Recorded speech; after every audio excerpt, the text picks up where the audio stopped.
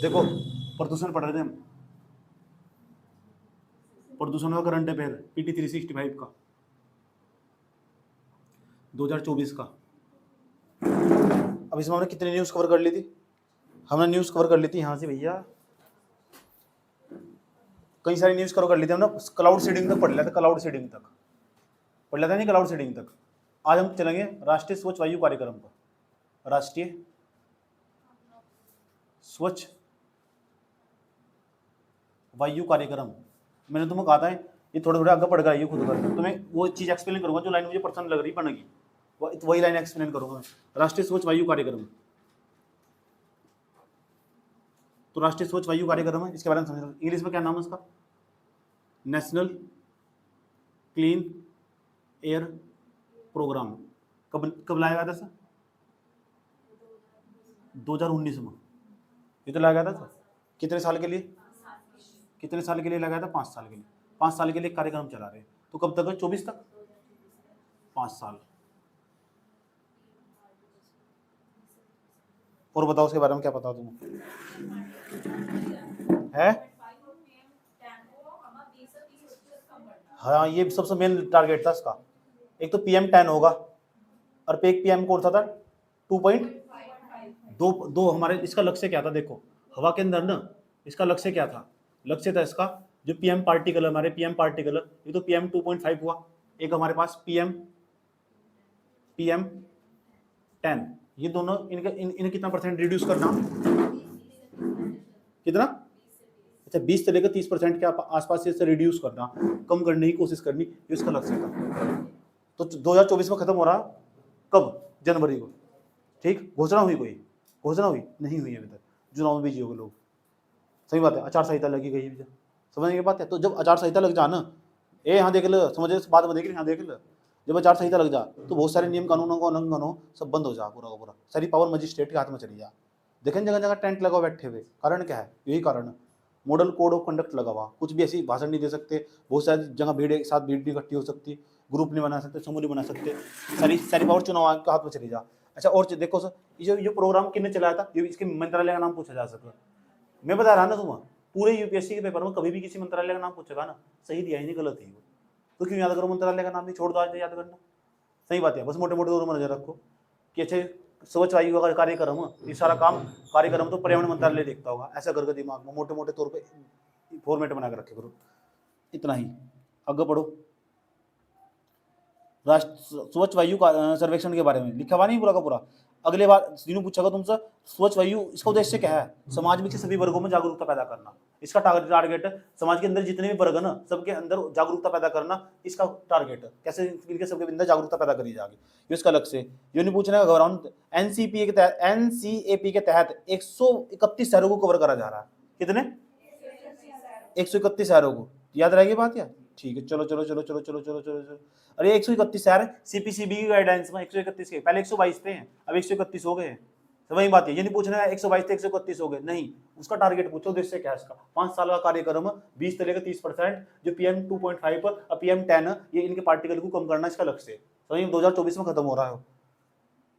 आगे चलो, राष्ट्रीय स्वच्छ वायु कार्यक्रम के भारांश मानदंड, यहाँ तक सवाल पूछेगा, ये मेन चीज है, इनसे सवाल पूछेगा, तो यही चीज तुम्हें नोट करके रखनी है। राष्ट्रीय स्वच्छ वायु कार्यक्रम, इसका क्षेत्रफल भारांश कितना है इसका, तो जो कार्यक्रम चलाया जा रहा है। अब देखो यहाँ क्या लिखा हुआ भारांश, देखो इसका। एक तो हम देखेंगे बायोमास, सबसे ज्यादा वेटेज देखो किसका? बायोमास का ही। तो बायोमास एवं नगरपालिका ठोस अपशिष्ट दहन, यानी जो नगरपालिका उसके अंदर जो बायोमास पैदा हो रहा है, कचरा पैदा हो रहा है, उस कचरे का कैसे अपघटन करा जा रहा है। अगर कोई अच्छा अपघटन कर रहा है ना, तो उसको प्रोत्साहित करेंगे हम, उसको पुरस्कार देंगे हम। पर्यावरण प्रदर्शन सूचकांक का नाम सुना है तुमने? इंदौर पहले नंबर पर आ रहा है उसमें। तो क्यों आ रहा है? क्योंकि वहां क्या हो रहा है, जो बायोमास हो रहा है नगरपालिका के अंदर, ठोस जो अपशिष्ट कचरे का प्रबंधन हो रहा है, वो सही तरीके से हो रहा है। तो 20% इसका वेटेज है इसमें, समझ बात है। और देखो किसका 20% वेटेज है? वाहन उत्सर्जन का। वाहन तो जो उत्सर्जन निकल रहा है वो कम मात्रा में निकल रहा है उसका। उसके बाद और देखो जो 20% सड़क की धूल, इसे कम करने की कोशिश करेंगे। इस धूल को पानी डालने को सड़क के ऊपर जाकर, दिल्ली में जगह जगह पानी के टैंकर सुबह निकल रहे हैं और दिल्ली में जाकर पानी डाल जाए गर्मियों के मौसम में, ताकि धूल न उड़े बिल्कुल भी। और देखो क्या है यहाँ से, उद्योगों से उत्सर्जन होगा नहीं पूरा का पूरा। और देखो यहाँ से क्या है, PM 2. देखो निर्माण और तोड़फोड़ में अपशिष्टों से उत्पन्न धूल है नहीं यहाँ, ठीक है। अब PM10 की सांद्रता कितनी? 2.5%। तो ये PM10 की सांद्रता कितनी 2.5%। यो राष्ट्रीय स्वच्छ वायु कार्य, राष्ट्रीय स्वच्छ सर्वेक्षण के जो मानदंड है, ये सब चीजें देखे जाएंगे। और जब जाकर उन्हें एक रैंकिंग दी जा, तो क्या क्या देखेंगे, पहले उन्होंने बताओ सबसे ज्यादा वेटेज किसका होगा, बायोमास का। वाहन उत्सर्जन का बराबर वेटेज है कितना, 20%। सड़क की दूर का भी कितना, और उद्योगों से निकलने वाला उत्सर्जन भी कितना। हाँ, ये एक बार पढ़ लेने मोटे मोटे, तो दिमाग में रह कहीं ना कहीं कि हमने पढ़ रखे इस तरह करके। एक कार्यक्रम चलाया जा रहा है हमारे यहाँ से, पूरे देश की वायु को साफ करने के लिए 5 साल का प्रोग्राम चलाया था मोदी सरकार ने। और जब मोदी सरकार जब चलाया था ना, तो शुरुआत करी थी इसकी, तो चुनाव में पहले ये कह रहे थे, भाई साहब दिल्ली की सरकार ने लोगों को बर्बाद कर दिया। मोदी जी का भाषण है, बर्बाद कर दिया दिल्ली की सरकार को, दिल्ली की सरकार ने लोगों को बर्बाद कर दिया। उसने क्यों कर दिया, वायु खराब कर दी। अच्छा, हम नेशनल क्लीन एयर प्रोग्राम चलाने जा रहे हैं, और जो करना चाह रहे थे अब तो कुछ नहीं हुआ। PM पार्टिकल कम हो गए, कुछ भी नहीं हुए। पिछली बार हम फिर पिछली बार तो 10 शहर सबसे बड़े भारत के थे, इस बार 14 शहर ऐसे, 13 शहर ऐसे जो पूरी दुनिया में भारत के थे, तभी प्रदूषण कम नहीं होने में आ रहा। समझ नहीं बात है, बधाई हो। पता लग गया, ये प्रोग्राम याद रहेगा। किसने चला रखा है, कौन से मंत्रालय ने, पर्यावरण मंत्रालय ने। शॉर्ट फॉर्म में पर्यावरण मंत्रालय बोलूँ सर। पर्यावरण मंत्री इस टाइम कौन, कोई नहीं है, आचार संहिता लगी हुई, अभी कोई नहीं है। सही बात है, अभी कोई मंत्री नहीं है, किसी मंत्री कोई पावर नहीं है अभी।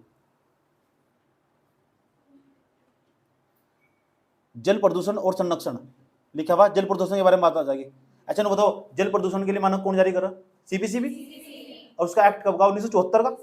याद रहेगी बात या, ठीक है। आगे चलो, देख क्या न्यूज आई समझ लो। कह जल शक्ति मंत्री ने 2023 के लिए देश की सक्रिय भूजल आकलन रिपोर्ट जारी करी। तो ये देखो, सक्रिय भूजल संसाधन आकलन रिपोर्ट जारी करी नहीं क्या, शक्ति मंत्रालय ने, केंद्रीय जल शक्ति मंत्रालय ने यह रिपोर्ट जारी करी। तो इस रिपोर्ट का नाम लिख देना तुम, कौन से मंत्रालय ने जारी करी। और मैं भी बता रहा हूं तुम, अगर तुम इसका नाम नहीं याद रहा है ना, तो उसके लिए गलत बनने का कोई चांस नहीं है। जल शक्ति मंत्रालय की जगह ना कोई ऊर्जा मंत्रालय लिख देगा ऐसा करके। तो आज तक कभी भी जितने यूपीएससी के पेपर आए, उसमें किसी मंत्रालय का नाम सही दिया ही नहीं। तो 99.9% तुम गलत मान कर चलना। जब भी टेस्ट करो वहां भी गलत मान कर, भले ही सही हो टेस्ट में हो, तो तुम टेस्ट में गलत ही मान कर चलना हो। सही बात या, चाहे तुम्हारा सही हो, तो एक ऑप्शन तो वही कट जाएगा। कुछ क्वेश्चन ऐसे तो जो तुम शॉर्ट ट्रिक से इस्तेमाल कर काट सको, इसे हम PYQ बोल रहे हो। कहीं भी दिखाई दे तो वहां तुम ऑप्शन के करीब तक पहुंचोगे। एक ज्यादातर लिखा रहा है इनमें से कोई नहीं, वैसे कट गए, तो एक तो वैसे कट गया, चारों बहुत ही कम सही होंगे, बहुत ही कम चांस होंगे चारों सही करवाएगा। जब चारों सही होंगे ना, बहुत कम चांस होंगे। तो मान कर रखो, उस गलत बनाने का स्कोप क्या है। किसी भी संस्था का नाम दे रहा ना तो गलत करेगा। अगर डबल फैक्ट दिए ना उसने, ऐसे किया जाता है जबकि ऐसा किया जाना चाहिए था, तो दो सेंटेंस एक साथ जोड़ कर दे, वो हमेशा तो गलत ही होगा। क्योंकि नहीं जान पूछ कर आगे की बात पीछे लिखेगा, पीछे की बात आगे लिखेगा। कोई सी इंसान को मैं कहूँ गलत क्वेश्चन बना, तो क्या करेगा वो, तो एक लाइन और फालतू जोड़ेगा उसमें। तो बड़ा स्मार्ट हो तुम, यह बात समझनी पड़ेगी। इसीलिए कहता हूँ बार PYQ को, उसने देख रखा, तुम बार बार उसका दिमाग रीड कर लोगे क्या कर रहा है। समझ गए। तो यहाँ लिखो क्या लिखा हुआ, केंद्रीय भूजल बोर्ड और राज्य केंद्र शासित प्रदेशों में संयुक्त रूप से किया जाता है। अगर लिख रखा है इस तरह का संयुक्त मूल्यांकन 1980 के बाद से किया जा रहा है। अच्छा, मूल्यांकन प्रतिवर्ष किया जा रहा है, 2022 तक प्रतिवर्ष मूल्यांकन करा जा रहा है। इसमें कुछ नहीं देखना है, मैं जो तुम्हें बताऊंगा याद रखना। एक तो मंत्रालय का नाम, अरे क्या रिपोर्ट है, क्या है ये भी समझ लो क्या है। रिपोर्ट जारी करेगी देश में कुल वार्षिक भूजल पुनर्भरण। तो यहाँ लिख रखा है, अच्छा छोड़ दो, इसमें भी कुछ दिक्कत नहीं है, छोड़ दो। अतिदोहन कहाँ हो रहा है सबसे ज्यादा, बताओ जो अतिदोहन दोहित इकाइयां कौन कौन सी, जहां जल का सबसे ज्यादा दुरुपयोग हो रहा है, वो कौन कौन से देख लो। पंजाब, पश्चिमी उत्तर भाग, पंजाब, हरियाणा, दिल्ली, सबसे ज्यादा नुकसान हो रहा है। पश्चिमी भाग में देखो राजस्थान, गुजरात, दक्षिणी भाग में देखो कर्नाटक, तमिलनाडु, यहाँ सबसे ज्यादा पानी का नुकसान हो रहा है। ठीक है, याद रखना बात है, मोटे मोटे तरीके था, बस दिमाग में रहे यही बात बहुत है। ठीक है, क्योंकि ह्यूमन ब्रेन की कैपेसिटी हो, कोई नहीं याद कर सकता। मैं नहीं याद कर सकता ना यहाँ, तो कोई नहीं याद कर सकता। अगर मैं पूरे दिन किताब पे बैठा हुआ ना, अब मेरे याद नहीं हो रहा है, तो मैं पता क्या सोचूंगा, और मैं ईमानदारी से पढ़ रहा है, तो फिर किसी के भी याद नहीं होगा। ये मान कर चलो, समझ बात यार। ठीक, सब वही खाना खाओ, इसी तरह जीवो सब। मेरे याद नहीं तो किसी के याद नहीं। जब तक तुम यूं नहीं सोच लेंगे ना, तो तुम्हारा कॉन्फिडेंस नहीं बढ़ने लगा। अब नु भी नहीं है, तुम पूरे दिन तो पढ़ाई नहीं करी, मेरे कुछ नहीं याद नहीं, तो किसी के भी कोई याद नहीं।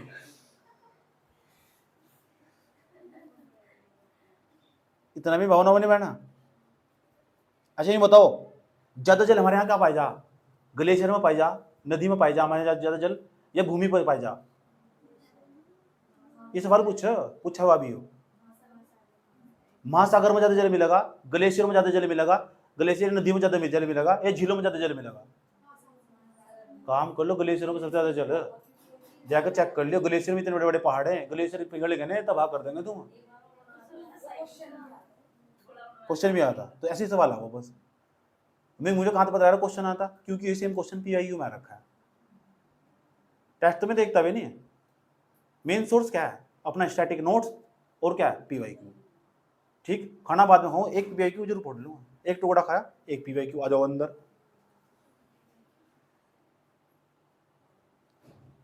आगे चलो चलो चलो चलो चलो चलो चलो। देख भारत में, देखो क्या लिखा हुआ है, यहां से नीचे भाग जाओ उसमें। भारत में भूजल की स्थिति लिखा हुआ, भूजल की स्थिति आओ समझते हैं। भारत विश्व में भूजल का सबसे बड़ा उपयोग करता है। भारत में जितना ग्राउंड वाटर का उपयोग हो रहा है ना, इधर पैसे देखो, जल का उपयोग कैसे होगा? कुछ लोग तो क्या करेंगे, नदियों में तो ठहर अपना जल का यूज करेंगे, कुछ लोग तालाब का जल यूज करेंगे, कुछ लोग समरसेबल लगाकर नलके में निकाल लेंगे।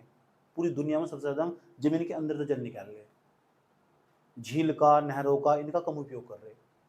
तो भूजल का उपयोग तो कुछ दिनों बाद ना भारत की जो धरती उसके नीचे तो जल गायब होने वाला, समझ गए? जहां एक बाल्टी यूज करनी चाहिए ना, 10 बाल्टी लगाएगा वहां। यह बात काजल को देख ले भी, सही बात यार, ठीक है? नहीं होंगे, नहीं है तो 10 बाल्टी कम से कम खिंडाएगा। तब धोने में नहीं, टप नहाने से पहले तब को धोंगे लग से तरीके से, उसकी प्रक्रिया। तो भारत के लोगों का हाल है, तो पता लग चुका, विश्व में भूजल का सबसे बड़ा उपयोग करता है। ये फैक्ट सीधा पूछा जा सकता है, भारत विश्व में भूजल का सबसे बड़ा उपयोग करता है। संयुक्त राज्य अमेरिका चीन उपयोग से भी अधिक भूजल का उपयोग करता है। हालिया में आकलन आकांक्षा जारी की गई है। ये हमारे पास एक यो क्या है, CGWB, क्या नाम है इसका, केंद्रीय भूजल आयोग, ठीक, केंद्रीय भूजल बोर्ड। निगरानी किए गए 60% से अधिक कुओं से जल स्तर में पिछले एक दशक में गिरावट जारी की गई है। बताओ, जितने भी अगर 60 कुएं थे ना, तो उनका जलस्तर नीचे चला गया, अब उनमें तो पानी नहीं आने का। बाड़मेर में जो सूखा पड़ा ना, डॉक्यूमेंट्री बनी थी उस पर, क्या नाम था उसका, पिपासा, बनी थी नहीं बनी थी? इतना बुरा हाल होगा, बहुत बुरा हाल, लंदन टॉप पर जाकर देख सको तुम। तुम्हारे लिए काम का क्या फैक्टर, बस यू कि दुनिया में हम सबसे ज्यादा ग्राउंड वाटर सबसे ज्यादा निकाल ले, भूजल है जो उसका सबसे ज्यादा मात्रा में उपयोग कर रही, यही लाइन काम की, बाकी कोई लाइन काम की नहीं है इसमें। इसका लोड नहीं लेना, हाँ इतना सारा छूट गया, इसमें तो कोई 9% बन गई, तो वो मरेगा, पक्का मरेगा वो, उसका कोई हल नहीं, उसका कोई हल नहीं है। याद रख लगा, याद रखने को तो दिमाग में हो। जो मेन लाइन थी वो तो छोड़ दी, बाकी उस चीज के लिए रो रहा है, पता किस चीज के लिए रो रहा है? हाँ इंग इतना सारा पड़ा है, ये तो मेरे खोपड़ी में जाना चाहिए था ना, ये खाना था मुझे। इस रिपोर्ट के अनुसार भारत में सिंधु गंगा नदी के मैदान में पहले ही भूजल की कमी अपने चरम बिंदु को पार कर चुकी है। तो यहाँ गंगा सिंधु के जो मैदान है ना, वे पहले से ही उनके अंदर जो ग्राउंड वाटर पहले खत्म हो रहा है, उसके आसपास के इलाकों में ग्राउंड वाटर नीचे चला जा रहा है। कारण क्या है? समरसेबल धूस दे सब ना, समझ गए, नुकसान पहुंचागा। आगे चलो, यहां तक क्या सवाल बन सका, कौन सी लाइन सवाल है? तो जो संस्था है ना, केंद्रीय भूजल बोर्ड, इस पर पक्का सवाल आ गया, इस पर पहले भी सवाल आ चुका, केंद्रीय भूजल बोर्ड को। अब क्या सवाल है समझ लो, इसका हेडक्वार्टर कहां से? फरीदाबाद में। अब तक कुछ नहीं पूछ सका, हेडक्वार्टर फरीदाबाद। फरीदाबाद कहां पड़ा? देख गया कोई फरीदाबाद था मतलब। अब देखो यहाँ उत्पत्ति सी कब हुई? 1970 में। कब हुई? देखो इसका नाम क्या था, एक्सप्लोरेटरी ट्यूबवेल ऑर्गेनाइजेशन, इसका नाम बदल कर की गई थी। अच्छा देखो 1972 में इसका विलय भारतीय भूवैज्ञानिक सर्वेक्षण की भूजल शाखा के साथ कर दिया गया था। अभी जल शक्ति मंत्रालय के अंतर्गत आ, हेडक्वार्टर इसका फरीदाबाद में, हरियाणा के अंदर। याद है, दो फैक्ट याद हो गए। क्या फैक्ट हुआ? पहले इसका नाम कुछ और था, अब नाम बदल दिया इसका। अब इसका नाम क्या है? केंद्रीय भूजल बोर्ड। कौन से मंत्रालय के अंतर्गत? जल शक्ति मंत्रालय के अंदर। अब मंत्रालय याद भी नहीं रहा है, तो मेन मकसद तो तुम्हारा क्या है? यूपीएससी क्वालिफाई करना। तो अगर उसने किसी संस्था का नाम लिखा है ना, किसी भी फैक्ट में, एक लाइन में, गलत है, 100% गलत है। संस्था का नाम लिखा है, किसी मंत्रालय का नाम लिखा है, और क्वेश्चन 3-4 मामले से दिखाई देंगे तुम्हें, ठीक, क्योंकि यह रिपोर्ट इस संस्था के द्वारा जारी की जाती है। गलत, सही देने का ही नहीं हो, आज तक नहीं दी उन्होंने, 2023 के पेपर तक नहीं दी उसने, तो अब भी नहीं देने का वो, उसको कुछ स्कोप ही नहीं है। तो ये तो ट्रेंड पकड़ना दूंगा पेपर में। आगे चलो, उसके बाद आगे जो क्या लिखा हुआ है यहाँ से, भूजल स्तर को कम होने के प्रभाव। उन्होंने कहा अगर भूजल कम हुआ तो उसका असर कहाँ पड़ेगा, तो मोटे मोटे तरीके दिमाग में रख लो। अच्छा, सतही जल की आपूर्ति में कमी, इतना लिख देगा वहां से, तो ऊपर कैसे सवाल बनागा, भूजल स्तर कम पर भूजल निम्नलिखित के संदर्भ में विचार कीजिए, भूजल स्तर कम होने के क्या क्या प्रभाव हो सकते हैं, ऐसे बना देगा। अरे 3-4 फैक्ट उठाएगा, सतही जल की आपूर्ति में कमी, तो तुम सोचोगे कैसे पड़ेगा, अच्छा सतही जल की आपूर्ति में कमी है ऐसा करो, बना बना कैसे लाइन, ऐसे तो परसेप्शन बनाओ। तो तुम सोचना जो यहाँ समझ पैदा करोगे ना वही वहां अप्लाई हो। क्या लिखा हुआ, सतही भूजल की आपूर्ति में कमी आ गई, आगे नहीं आ गई, क्योंकि भूजल और सतही आपस में जुड़े हुए हैं। जो सतह पर जल नहीं यूज कर रहेगा उसमें कमी नहीं आ जाएगी। निकाल लोगे तुम समरसेबल चलाएंगे, आज देखा पानी ही नहीं आया, और समरसेबल भी चल रहा, और समरसेबल सही भी है, देखा क्या, जहां तुमने चोआ था ना तुम्हारा, हो जहां तुमने पाइप गाड़ा था उसके नीचे पानी नहीं आया, ले मजा उससे नीचे चला गया, तो समरसेबल सूख जाएंगे। एक रिपोर्ट में ये भी बताया गया था, इस एरिया में जिस शेड्यूल की बता रहा हूँ इस पर रिपोर्ट करके सर्वेक्षण करा गया था, उत्तराखंड में रखी रिपोर्ट और डॉक्यूमेंट है एक वो, कि इस पूरे एरिया में आने वाले लगभग 20 साल बाद सारे समरसेबल सूख जाएंगे, इसलिए टंकी बनाई है गवर्नमेंट ने, सारे समरसेबल सूख जाने वाले जिसमें नलके लगवा रखे हैं मोटर वाले, 20 साल के बाद इतना ग्राउंड वाटर नीचे चला जाएगा। ऐसा हुआ कहीं, ऐसा हुआ दिल्ली में, ऐसा होगा, ऐसा वहां भी इस तरह चला था हाल, जिस तरह जल का अति दोहन चल रहा है, इस ऐसा और कहीं हुआ, चेन्नई में ऐसा होगा, वहां नल के समरसेबल सब खाली पड़े हुए, यहां से पानी जाओ मारे जाए तो ट्रेन भर भर कर उत्तराखंड तक, ठीक, इतना बुरा हाल है। कैसे कम करा जा सका, वहां सूखा पड़ा, फिर कैसे कम करा जा सका पानी की समस्या को, बता सको तुम कुछ, ठीक है। देखो देश के किसी क्षेत्र में तो बहुत ज्यादा मात्रा में पानी, जैसे उत्तराखंड में होगा, ठीक, बड़ी मात्रा में नदी नाले चल रहे चारों तरफ रहने, इतना पानी कि जब लोगों को मरना हो ना तो डूब उसमें मरो, नहीं बड़ी बात है यार, आज की बात थोड़ा ही है, इससे पता लगा पानी कितना हमारे यहाँ से, ठीक। अगर चेन्नई के व्यक्ति को बता दिया ना, क्या कह रहा, क्या क्या पानी में डूब कर मरो, अरे भाई यहाँ पीने खातर नहीं है, डूब कर मरो पानी में, इतनी बड़ी बात है उनके लिए।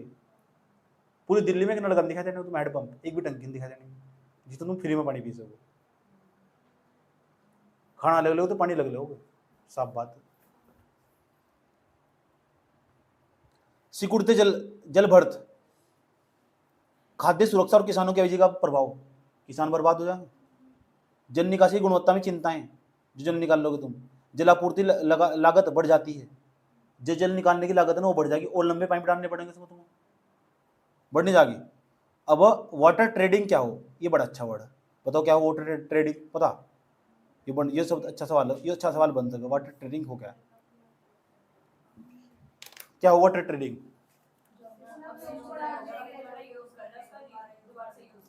यार एक बात बताओ करेगी तुम्हें, जो हमारे यहाँ सुनो जितना पानी यूज हो रहा है, जैसे हमने तालाब में पानी यूज करा, मछली पालन करा, मछली पालन करके वो पानी एक बार निकाल लेंगे, नहीं निकालने, खराब तो होगा पानी वो, उसे निकाल लेंगे, कहाँ लेके जाओगे यार उस पानी को ना, एक काम करो उसे जहाँ कोई सीमेंट बना रहा होगा उसमें यूज कर पाएगा, कोई दिक्कत थोड़ा ही है उस पानी में, सही बात है, तो न्यूट्रिटेशन भी जाएंगे उसके अंदर थोड़े, और जो अच्छा भी रहेगा वो सीमेंट, पानी का कहीं और उपयोग कर ला, तो पानी की व्यापार कर दिया, व्यापार करने को क्या है, ट्रेडिंग, ट्रेड का मतलब क्या हो, व्यापार, तो पानी को ना बेचा जा रहा है, एक बार उपयोग कर लिया ना उस पानी को वैसे ना फेंको जमीन में, नहीं उसका यूज कर लो, समझ बात या, तो पानी का दोबारा उपयोग करा जा सके। मान लो कहीं धोबी घाट है और वहां पर एक बहुत बड़ा गड्ढा बना रखा है और वहां धोबी कपड़े धो रहे हैं, वो पानी फिर जाकर नाले में जाएगा, उस पानी को पकड़ो टैंक में भरो, किसी बिल्डिंग में काम चल रहा है वहां जाकर उसमें सीमेंट में डाल दो पानी, सही यूज नहीं होगा पानी का पुनः उपयोग,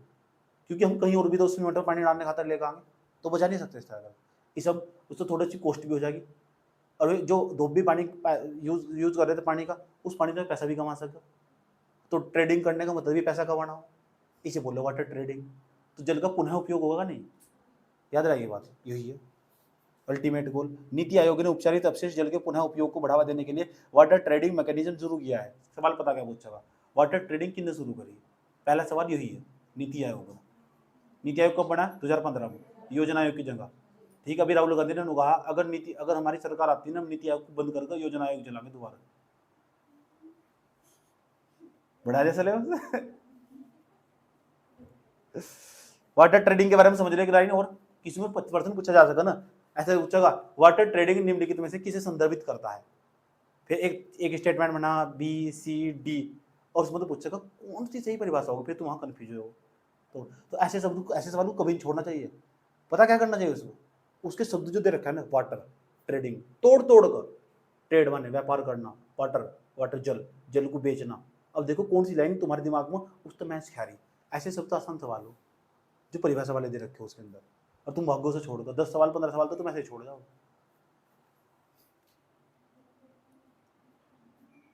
तो देखो यह जल को सार्वजनिक वस्तु मानते हुए बजाय इसके किसी कॉमोडिटी, सार्वजनिक जल को सार्वजनिक वस्तु नहीं मानना। दुनिया जल को कोई बैठा यूज कर लगा, पब्लिक का, तुम्हारा जल सरकार का, सरकारी नल का, हम पानी भरेंगे, तुम रोक कर दिखाओ। जल को सार्वजनिक वस्तु नहीं मानता, कॉमोडिटी मानना। और जब कॉमोडिटी मानोगे तो खरीद बिक्री हो सकती है। अब जल की खरीद बिक्री हो जाएगी ना तो बोलोगे वाटर ट्रेडिंग। ठीक, इसके तहत उपयोगकर्ताओं के मध्य उनकी आवश्यकताओं के अनुसार जल का व्यापार किया जा सकता है। ये लिखा हुआ नहीं पूरा का पूरा, वाटर ट्रेडिंग को बढ़ावा देने वाले घटक। तो इसका मतलब समझ में आ चुका तुम। तो जो भी इससे सवाल बनेगा ना, इतनी नॉलेज का यूज करके तुम पीवाईक्यू का क्वेश्चन सोल्व कर सको, इतनी नॉलेज का यूज करके। इससे फालतू की नॉलेज की जरूरत नहीं है तुम्हें। ठीक, एक प्रमाण पत्र ही मिलेगा इसमें, जो जल का पुनः उपयोग करेगा ना तो प्रमाण पत्र मिलेगा, और उसके अलग अलग इंसेंटिव मिलेंगे, वो हर प्रयास करेंगे। और यहाँ इसकी वेबसाइट पे जाकर तुम चेक कर सको, वाटर क्रेडिट लोन प्रोग्राम की शुरुआत करी गई water.org.पर, अगर तुम्हें जल को बेचना तो। ठीक, लेकिन ध्यान चलना है तुम्हारा प्रोग्राम ही, कोई गांव के गांव कौन खरीदना, शहर की बात चल रही है। जहाँ समस्या वही तो समाधान होगा। अब जल से संबंधित सुर्खियां, राष्ट्रीय जल पुरस्कार, बड़ी अच्छी बात है। जल के मामले में किसे पुरस्कार मिला, राष्ट्रीय जल पुरस्कार, क्योंकि पुरस्कार पर 2 सवाल पूछे यूपीएससी ने पिछले साल। ठीक, पुरस्कार पर सवाल पूछने शुरू कर दिया सुना।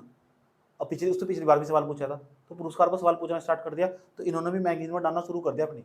तो सवाल देख लो, राष्ट्रीय जल पुरस्कार, भारत के उपराष्ट्रपति ने चौथे राष्ट्रीय जल पुरस्कार 2022 प्रदान किए हैं। श्रेणीवार प्रमुख विजेताओं में शामिल है। सब उन्होंने पूछा राष्ट्रीय जो जल पुरस्कार दिए गए किन दिए, भारत के उपराष्ट्रपति ने। उपराष्ट्रपति कौन, जगदीप धनखड़, उसकी मिमिक्री कर दी थी अभी, और पूरा देश में मुद्दा उठ गया था पूरा का पूरा। जाटों का अपमान कर दिया, किसानों का अपमान कर दिया, मैं किसानों का बेटा हूँ। और जब नहीं समझ में आता उपराष्ट्रपति होने के बावजूद जो पॉलिटिकल बयान दे, वो किसी पद पर बैठे हुए ऐसे पॉलिटिकल बयान नहीं देना चाहिए ना, क्योंकि बीजेपी की पार्टी का ही है। सर्वश्रेष्ठ राज्य कौन सा, मध्य प्रदेश। मध्य प्रदेश का देखो एक जिले की वजह से पूरे राज्य का नाम अच्छा होगा, नाम है इंदौर। स्वच्छता के मामले में नंबर, उन्हें राज्य को ही नंबर 1 बना दिया। सही बात है। अगर एक मछली अच्छी हो ना तो पूरे तालाब तो सुना होगा, अगर एक मछली गंदी हो पूरे तालाब को गंदा कर दे। ये पहली बार सुनोगे, एक मछली अच्छी तो पूरे तालाब को अच्छा कर दे। सही बात है। सर्वश्रेष्ठ जिला गंजाम, कहाँ से पढ़ो, उड़ीसा में। सबसे अच्छा जिला है, इसे अच्छा सबसे अच्छे जिले का पुरस्कार मिला है। सबसे अच्छा राज्य कौन सा, जल के मामले में, जो जल के मामले में अच्छा काम कर रहा है, एमपी वाले। राष्ट्रीय जल पुरस्कार, राष्ट्रीय जल पुरस्कार के बारे में समझ लो। इन जल पुरस्कार की शुरुआत 2018 में करी थी मोदी जी ने। मोदी जी काम तो अच्छा कर रहा है, ऐसी बात नहीं है यार, अच्छे नेता, लेकिन झूठ बहुत बोल लो। दूसरे और तीसरे राष्ट्रीय जल पुरस्कार 2019 और 20 में मिले। कोविड महामारी के कारण इसे रोक दिया गया पुरस्कार को, क्योंकि कोविड आया घंटा भी पुरस्कार लोगे तुम, सारा पैसा तुम्हारा कोविड में जा रहा है, तो पुरस्कार की लगी हुई। जल गुणवत्ता मानक, अब जल गुणवत्ता मानक ये मैंने तो पहले बता के, कोई जल शुद्ध होगा कैसे चेक करोगे, उसके अंदर बीओडी चेक करोगे, उसके अंदर सीओडी चेक करोगे, टीडीएस चेक करोगे उसके अंदर। अच्छा बीओडी की मात्रा सुनो, जल लिया मैंने इतना, हेलो इधर देखो, जल लिया, उसके अंदर बीओडी की मात्रा ज्यादा, बायोलॉजिकल ऑक्सीजन डिमांड, तो जल प्रदूषित होगा कि साफ होगा? अगर क्यों होगा, जीवाणु की संख्या ज्यादा होगी इसके अंदर। अजय जीवाणु की संख्या ज्यादा होगी ना तो उसे प्रदूषित कर देगी। अगर सीओडी की संख्या ज्यादा होगी तो जब भी प्रदूषित होगा। अच्छा अगर उसकी डीओ की मात्रा ज्यादा होगी तो, डीओ का मतलब डिजोल्व ऑक्सीजन, घुलित ऑक्सीजन, अगर डीओ की मात्रा ज्यादा होगी ना जल में तो अच्छा माना जाएगा। याद रखनी बात यह, ठीक, यही लिखा हुआ और कुछ नहीं है इसमें। एक केंद्रीय जल आयोग, केंद्रीय जल आयोग CWC लिखा हुआ नहीं, के अनुसार 2023 में भारत के दक्षिण राज्यों में जलाशय का स्तर कम है। जो दक्षिण भारत के राज्य है ना, यहाँ जलाशय का स्तर कम है। जलाशय का क्या मतलब हो, जहां जल ठहरा हुआ हो, वह है नहीं, जल ठहरने की जगह ही नहीं है वहां। आगे चलो और कुछ नहीं है इसमें, देखो एक और लिख रखा है इसमें, जल दिवाली अभियान, जल के लिए महिलाओं के लिए जल अभियान, जल के लिए महिलाएं और महिलाओं के लिए जल अभियान शुरू करा है आवास और शहरी मामलों के मंत्रालय ने। कभी नहीं सोचा जल की बात चल रही, अच्छा ये तो जल की बात चल रही, तो पर्यावरण मंत्रालय ने करा होगा, पर्यावरण को बचा रहे हैं ना, सही बात है। तो वहाँ जान कुछ को उल्टा करके लिखा था। मैंने बताया ना, किसी मिनिस्ट्री का नाम ना याद करो, लेकिन इतना याद कर लो पीवाई को देखकर जितने भी दिए आज तक गलत ही दिए, तो मैं अब भी गलत ही मान के चलूंगा। समझ गए? आगे चलो, तो पता लग गया आवाज शहरी मामलों का मंत्रालय चला रहा है सर। और इसे ना अमृत मिशन के तहत जोड़ दिया गया, जो 2015 का चल रहा है, 500 सरगुज के साथ। छोड़ दो, कोई दिक्कत नहीं है। आगे चलो, अब आओ प्लास्टिक प्रदूषण पर। एक है प्लास्टिक ओवरशूट डे। ये क्या भला? ठीक, यहां तो सवाल पूछा जा सका, नई चीज आई प्लास्टिक के मामले में, प्लास्टिक ओवरशूट डे को स्विट्जरलैंड में स्थित एक रिसर्च कॉन्स्टेंसी अर्थ एक्शन द्वारा जारी किया जाता है। तो प्लास्टिक ओवरशूट डे क्या हो भाई? प्लास्टिक ओवरशूट डे बताओ क्या हो?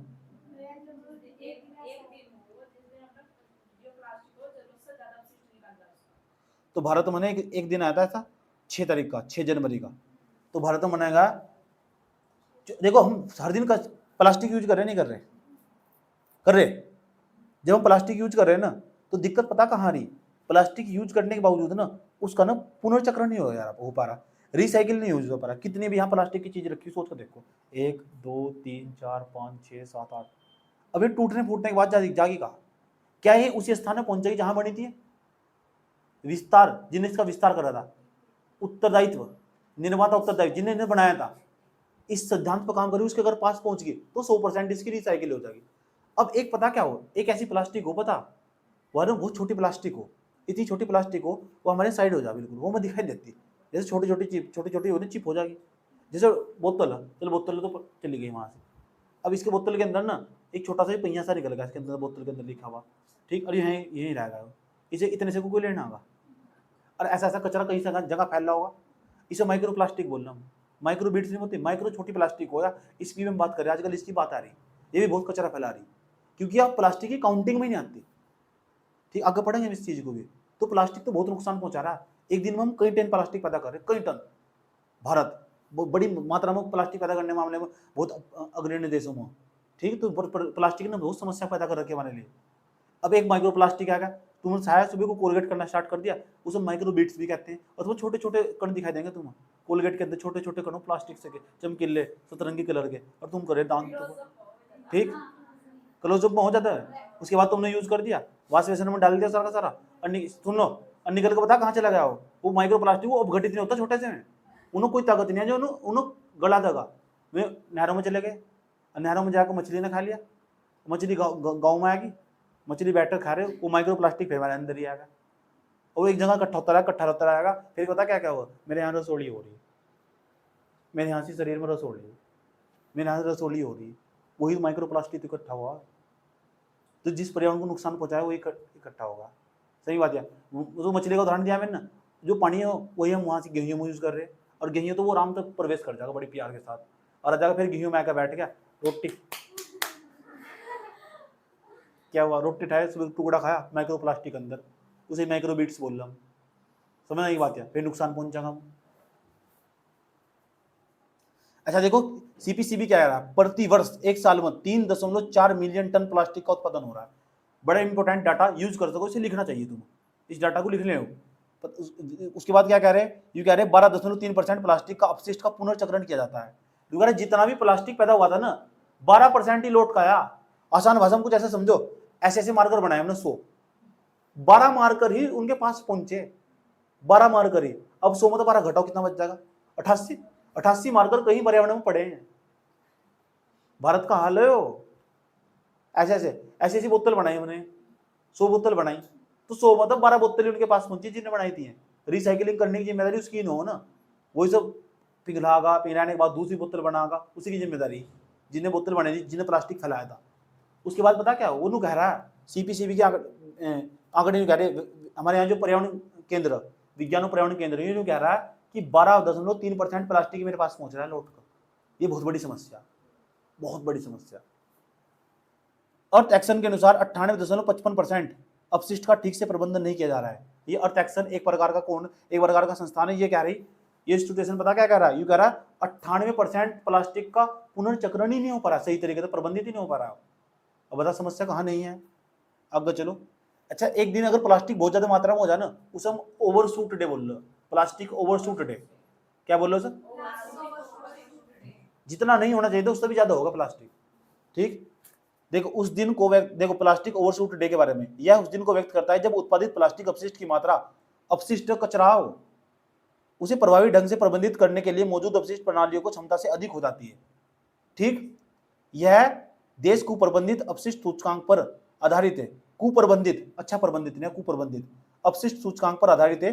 MWI का आशय, कुप्रबंधित MWI मतलब कुप्रबंधित अपशिष्ट सूचकांक का आशय अपशिष्ट के कुल अपशिष्ट के अनुपात से है। कुप्रबंधित अपशिष्ट और कुल अपशिष्ट के अनुपात से है। 28 जुलाई को पूरी दुनिया में मनाया गया पृथ्वी पर पहला प्लास्टिक ओवरशूट डे मनाया गया 28 जुलाई 2023 को पृथ्वी पर पहला प्लास्टिक ओवरशूट डे दर्ज किया गया और भारत में 6 जनवरी को मनाया गया। तो दोनों डेट इंपोर्टेंट होगी, पहली बार मनाया है ना प्लास्टिक ओवरशूट डे, याद रहेगी बात। या 6 जनवरी 2023 को भारत में प्लास्टिक ओवरशूट डे दर्ज किया गया। भारत 12 देशों में से एक है जो दुनिया में 52% प्लास्टिक कुप्रबंधित प्लास्टिक के लिए जिम्मेदार है। भारत 12 देशों में से एक जो 52% कुप्रबंधित प्लास्टिक अपशिष्ट के लिए जिम्मेदार है। तो प्लास्टिक का हमारे यहाँ पुनर्चक्रण नहीं हो पा रहा, कितना बुरा हाल है देख लो। भारत में अपशिष्ट स्पंज का एक हिस्सा बन गया है। आशय यह है कि ऐसे देश है प्लास्टिक की खपत में तो कम है लेकिन प्लास्टिक से होने वाला प्रदूषण उच्च स्तर का है। प्लास्टिक की खपत तो कम हो रही लेकिन उससे ज्यादा प्लास्टिक पैदा कर रहे, कंजम्पशन ज्यादा हो रहा है, उसका खर्चा ज्यादा पैदा हो रहा है। मार्कर तो ले आए हमने, मार्कर यूज करना स्टार्ट कर दिया, कंपनी में मार्कर कम बढ़ने, उसका कचरा ज्यादा पड़ा है यहां से, ये हो इसका मतलब। ठीक, अब यहां से भी सवाल पूछा जा सकता है नीचे देखो, प्लास्टिक प्रदूषण पर अंकुश लगाने के लिए, प्लास्टिक प्रदूषण को कम करने के लिए सरकार ने क्या क्या कर रखा है। नंबर फर्स्ट देखो यहाँ प्लास्टिक अपशिष्ट प्रबंधन नियम 2021 ये जारी करे। 2021 में सरकार ने कहा भाई प्लास्टिक का प्रबंधन करो, मैनेजमेंट करो, उसका रूल जारी कर दिया 2021 में। ठीक है, संशोधित कर दिया इसमें। इसके तहत एकल सिंगल प्लास्टिक यूज के निर्माण रोक लगा दी। ठीक है, एक तो देखो कौन कौन से प्लास्टिक हो, पहले हमारे यहाँ पता क्या था 21 से पहले क्या था 50 माइक्रोन, तो जो प्लास्टिक छोटा हो 1 माइक्रोन कितना हो, पहले बताओ 1 माइक्रोन कितना हो, कितना हो 1 मीटर का 10 की घात 6 हिस्सों में बांट दो। 1 मीटर का इतना टुकड़ा लिया, उसका एक जो हिस्सा हो, एक छोटा हिस्सा हो, पता कितना छोटा हिस्सा, इतने बड़े टुकड़े को तुम 10 की घात 6 भागों में बांट दो। 10 की घात 6 का मतलब बताओ कितना बैठेगा, 10 लाख बैठेगा, 100 लाख बैठेगा, 1 करोड़ बैठेगा, 10 करोड़ मान लो, 10 करोड़ के आसपास हिस्से कर दिए इतने बड़े टुकड़े के, तो जो एक हिस्सा होगा वो 1 माइक्रोन होगा, समझ गए। तो ऐसे ही जो 50 माइक्रोन तक का प्लास्टिक है ना उसे हम यूज कर सकते थे, इन्होंने बता क्या करा, क्योंकि जो जितना छोटा प्लास्टिक होगा ना वो उतना ही नुकसान पहुंचाएगा और वो ना फिर डिकम्पोस्ट होने में, रिसाइकिल होने में ज्यादा खतरा पैदा कर। मोटा प्लास्टिक जल्दी पिघल जाएगा, छोटे जितने प्लास्टिक हो, देखिए ना माइक्रो प्लास्टिक देखा हो जो कोलगेट में आ रहा है, उसका कोई प्रावधान है।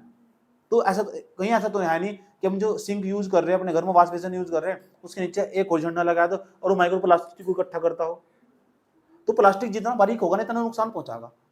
तो सरकार ने ना जो बारीक बारीक प्लास्टिक थे उस पर प्रतिबंध लगा रखा, 50 माइक्रोन तक कम का प्रतिबंध लगा रखा था, फिर सरकार ने बदला, फिर से कर दिया 75 माइक्रोन कि जो ज्यादा बड़ा प्लास्टिक, इतना इससे ज्यादा प्लास्टिक नहीं बना सकते। प्लास्टिक जब भी बनाओगे ना इतना छोटा बारीक प्लास्टिक बनाना जो 75 माइक्रोन का हो। फिर सरकार ने से बदला ना, ये भी ये भी बहुत बारीक है, अब 120 माइक्रोन का प्लास्टिक बना सको तुम, कितने का, तो जो प्लास्टिक बना सको तुम 120 माइक्रोन का प्लास्टिक बना सको। इस सरकार ने कहा जो 2021 के नियम बनाए, पता लग चुका वो दिक्कत। प्लास्टिक के जो प्रदूषण जारी, इसके लिए जो मानक जारी करो उसका किसका नाम हो, सीपीसीबी का। किसी भी प्रकार का प्रदूषण हो देश में उसका सारा काम सीपीसीबी का होगा। और सीपीसीबी कौन से मंत्रालय के अंतर्गत आओ, पर्यावरण मंत्रालय के अंतर्गत, याद रहेगी बात। या और पर्यावरण मंत्रालय को शक्ति कहां से मिली, 1986 के अधिनियम से। अभी यहाँ एक वर्ड आया देखो, विस्तार उत्तरदायी उत्पादक उत्तरदायित्व लिखा हुआ नहीं, इस क्या बोल रहे, extended producer responsibility, extended producer responsibility. इसका मतलब पता क्या है, अरे भाई तुम कौन हो तुम जी, हम SPL Sonu private limited plastic पैदा करते हैं, क्या करते हो तुम जी, लैपटॉप बनाते हैं। अच्छा जी लैपटॉप बनाते हो, तो लैपटॉप जब तुम बना दोगे ठीक भी करवाओगे सर, हाँ जी, ये लैपटॉप कभी खराब भी होंगे, हाँ जी खराब होंगे, प्लास्टिक भी लगाई होगी इसमें, हाँ जी लगाई थी।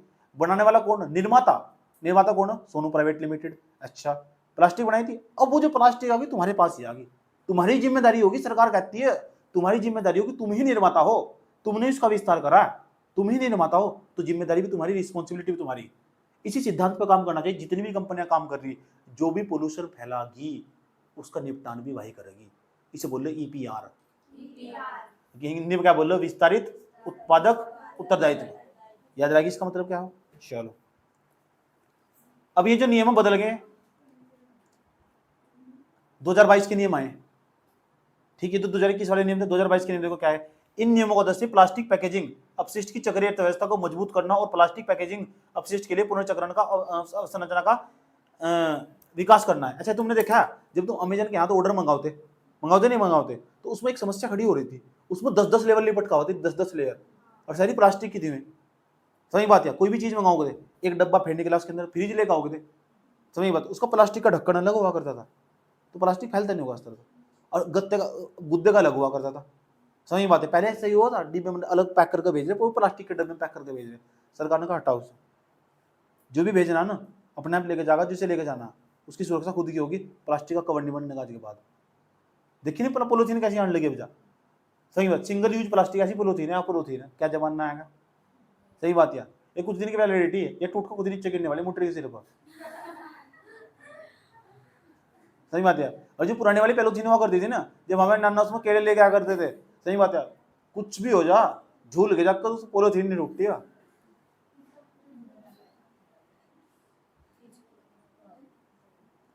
फिर खिंचते से। एक बार तो मेरे साथ पता क्या हुआ था, मैं दुकान पर तो चीनी लेके आ रहा था, सही बात यार, अब मस्ती में आ रहा आराम आराम से शांति के साथ। अब उस टाइम पर बड़ी दिक्कत हुआ करती थी, घरों में पैसे की तो दिक्कत हो गई, 5-10 रुपये 5 रुपये की चीनी होती किलो उस टाइम पर मेरे जमाने में, तो चीनी पता क्या करते हैं, दोनों करके लेके चले गए, तो मजा हुआ था, मोमेंट बना रहा था। तो इसे ऐसा करते ना, तो मेरी जब तक मैं घर आया ना तो पन्नी की फट गई होगी, और जब मैं घर तक गेट तक पहुंचा ना तो उसमें तो इतनी चीनी बच गई। अब सोच, मेरी माँ थी इसमें ज्यादा खतरनाक, बाप तुम्हारा सीधा, लेकिन माँ तुम्हारी बहुत खतरनाक थी। सही बात यार, पता लग गया ना तो क्या, तो घर तो बाहर आज रात को पूरे दिन। सही बात यार, दादी के यहाँ रोटी खानी पड़ेगी फिर तो फिर पता क्या, तो उसके बाद मैं घर तक आया, मैंने कहा अब क्या करूँ, मैं घर ही नहीं आया बिल्कुल भी, रात को बाहर रहा, और जब मुझे ढूंढते फिर रहे ना, एक छोटा सा घर था उसमें छुप के बैठा हुआ शांति, मैंने कहा चीनी खिंड की थी मैंने तो ये सारे में ढूंढ आया मुझे।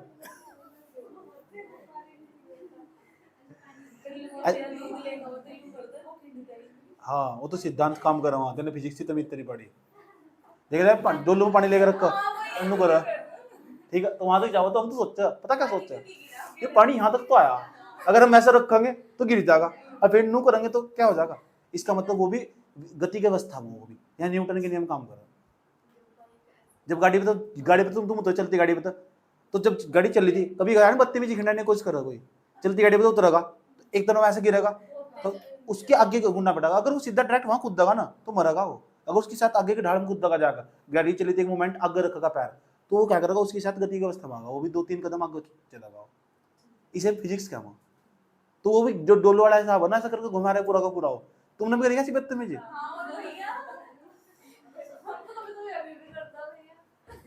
तू बाथरूम में बढ़ के करेगा। अच्छा एक कंसेप्ट और हो, पता क्या हुआ, जैसे तसला रखा पानी रखा हुआ नहीं पूरा का, एक मग्घा ले लो पूरा का पूरा, उसे ऐसे दबा दो और नीचे सूखा निकलो, वहां पानी नहीं जाता बिल्कुल भी, वो तो पुणांतिक परिवर्तन हो, तो मैंने बढ़ाया था, ऐसा करके देख रहे हैं उसके अंदर सूखा ही निकलेगा बिल्कुल।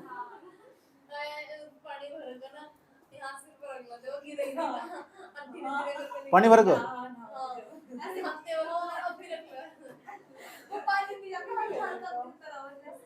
मजा हुआ उसमें पूरा, वाह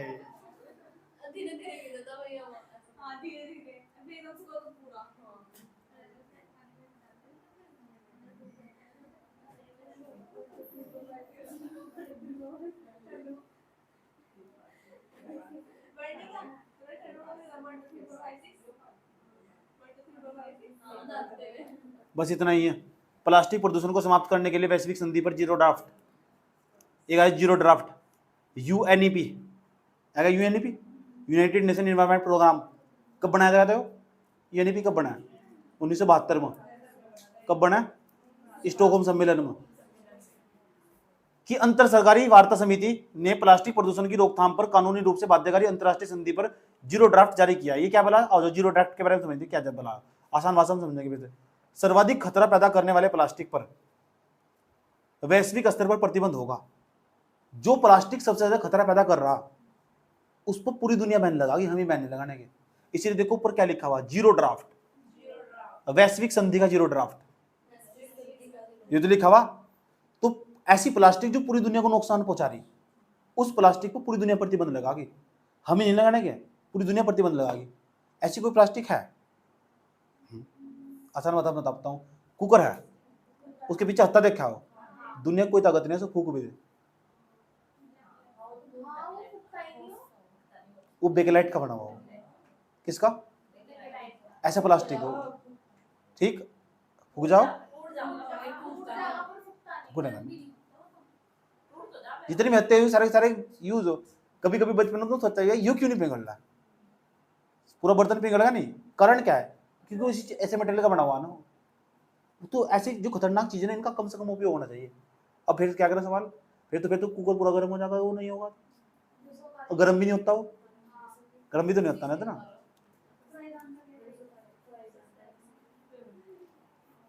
बताओ क्या करें फिर? लकड़ी का, हाँ ये सही, लकड़ी का जल जाएगा ना, लकड़ी का, ये तो दिक्कत है ना। तो इनका कुछ ना कुछ उपाय ढूंढना होगा।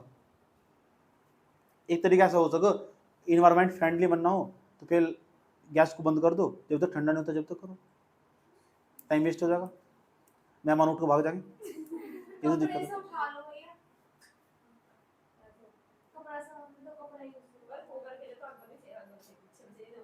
चलो कोई बात नहीं, यहाँ देख लो, प्रतिबंधित प्लास्टिक में केवल सिंगल यूज प्लास्टिक होना आवश्यक नहीं, ड्राफ्ट में कम से कम नष्ट होने वाले प्लास्टिक पर भी प्रतिबंध है।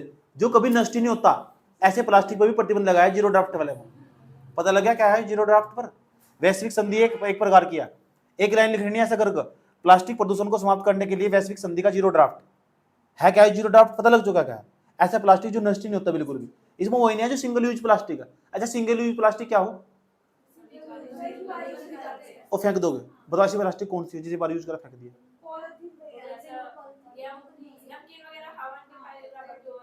हाँ, उसी बार यूज करो फेंक दिया, फिर कूड़ेदान में थोड़ा डाल तुम ना, वो सीधा वहाँ खत्ते में पहुंच जा, फिर वो वहाँ भी निकलता, जब उसमें खाद निकला ना, पन्नी को लग उठा फेंक दे रहा है, सारी चीज डिकम्पोस्ट होगी, कचरा, लौकी, आलू, तोरी सब जो फेंके थे वो सब डिकम्पोस्ट होगा, सबका खाद बन गया, लेकिन वही डिकम्पोस्ट नहीं हुआ। तो ऐसी चीजों को बैन करने की कोशिश करेंगे। सिंगल यूज प्लास्टिक तो है ही, ऐसी और भी चीजें जो नष्ट नहीं होती, ऐसी प्लास्टिक, ऐसी कौन सी प्लास्टिक है जो नष्ट नहीं होती, तो बताओ।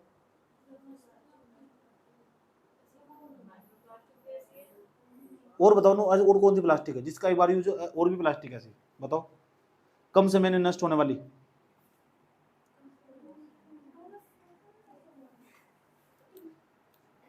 प्रत्येक है, हाँ ईयरफोन हो सके, ठीक, है कि दो तुम। जीरो ड्राफ्ट के मुख्य बिंदु आ जाओ। सर्वाधिक खतरा पैदा करने वाले प्लास्टिक पर वैश्विक प्रतिबंध होगा, तो पता लग चुका। इसमें क्या लाइन का, कौन सी लाइन काम की? बस ये लाइन काम की, बाकी सब चीजें याद रखो तो हाँ पता लग गया। अच्छा वैश्विक स्तर पर एक ऐसा भी प्रयास चल रहा है जीरो ड्राफ्ट नाम का, जो प्लास्टिक को कम करने का प्रयास कर रहे हैं, समझ गए? जो सिंगल यूज प्लास्टिक को नहीं, हर प्रकार की प्लास्टिक जो डिकम्पोस्ट नहीं होती, जो नष्ट नहीं होती, उस पर प्रतिबंध लगाया जाएगा, इस तरह कर करो, समझ बात? तो इससे भी आराम से हल हो जा पर्सन। और ये को कौन सा मेंस में लिखने का काम आगा सारा, ये कचरा पड़ क्यों रहे हो? अपने दिमाग पर और लोड नहीं डालना है, इससे बढ़िया रिवीजन कर लो अपने नोट्स का, एक दो लाइन का काम नहीं मिटाओ, आगे चलो। भू निम्नीकरण, अब लैंड डिग्रेडेशन हो, ये समझेंगे क्या है वो। UNCCD ये लिखा हुआ, डैशबोर्ड संयुक्त राष्ट्र मरुस्थलीकरण अभिसमय, नाम समझ लो इसका, मैंने भूगोल में पढ़ाया था इसका नाम से।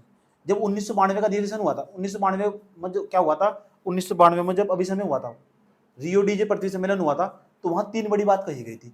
एक तो जलवायु परिवर्तन के लिए बात हुई थी, सही बात, या UNFCCC का जो हुआ था सम्मेलन, एक इसके लिए होती जैव विविधता के लिए, एक तीसरी हुई थी मरुस्थलीकरण के लिए।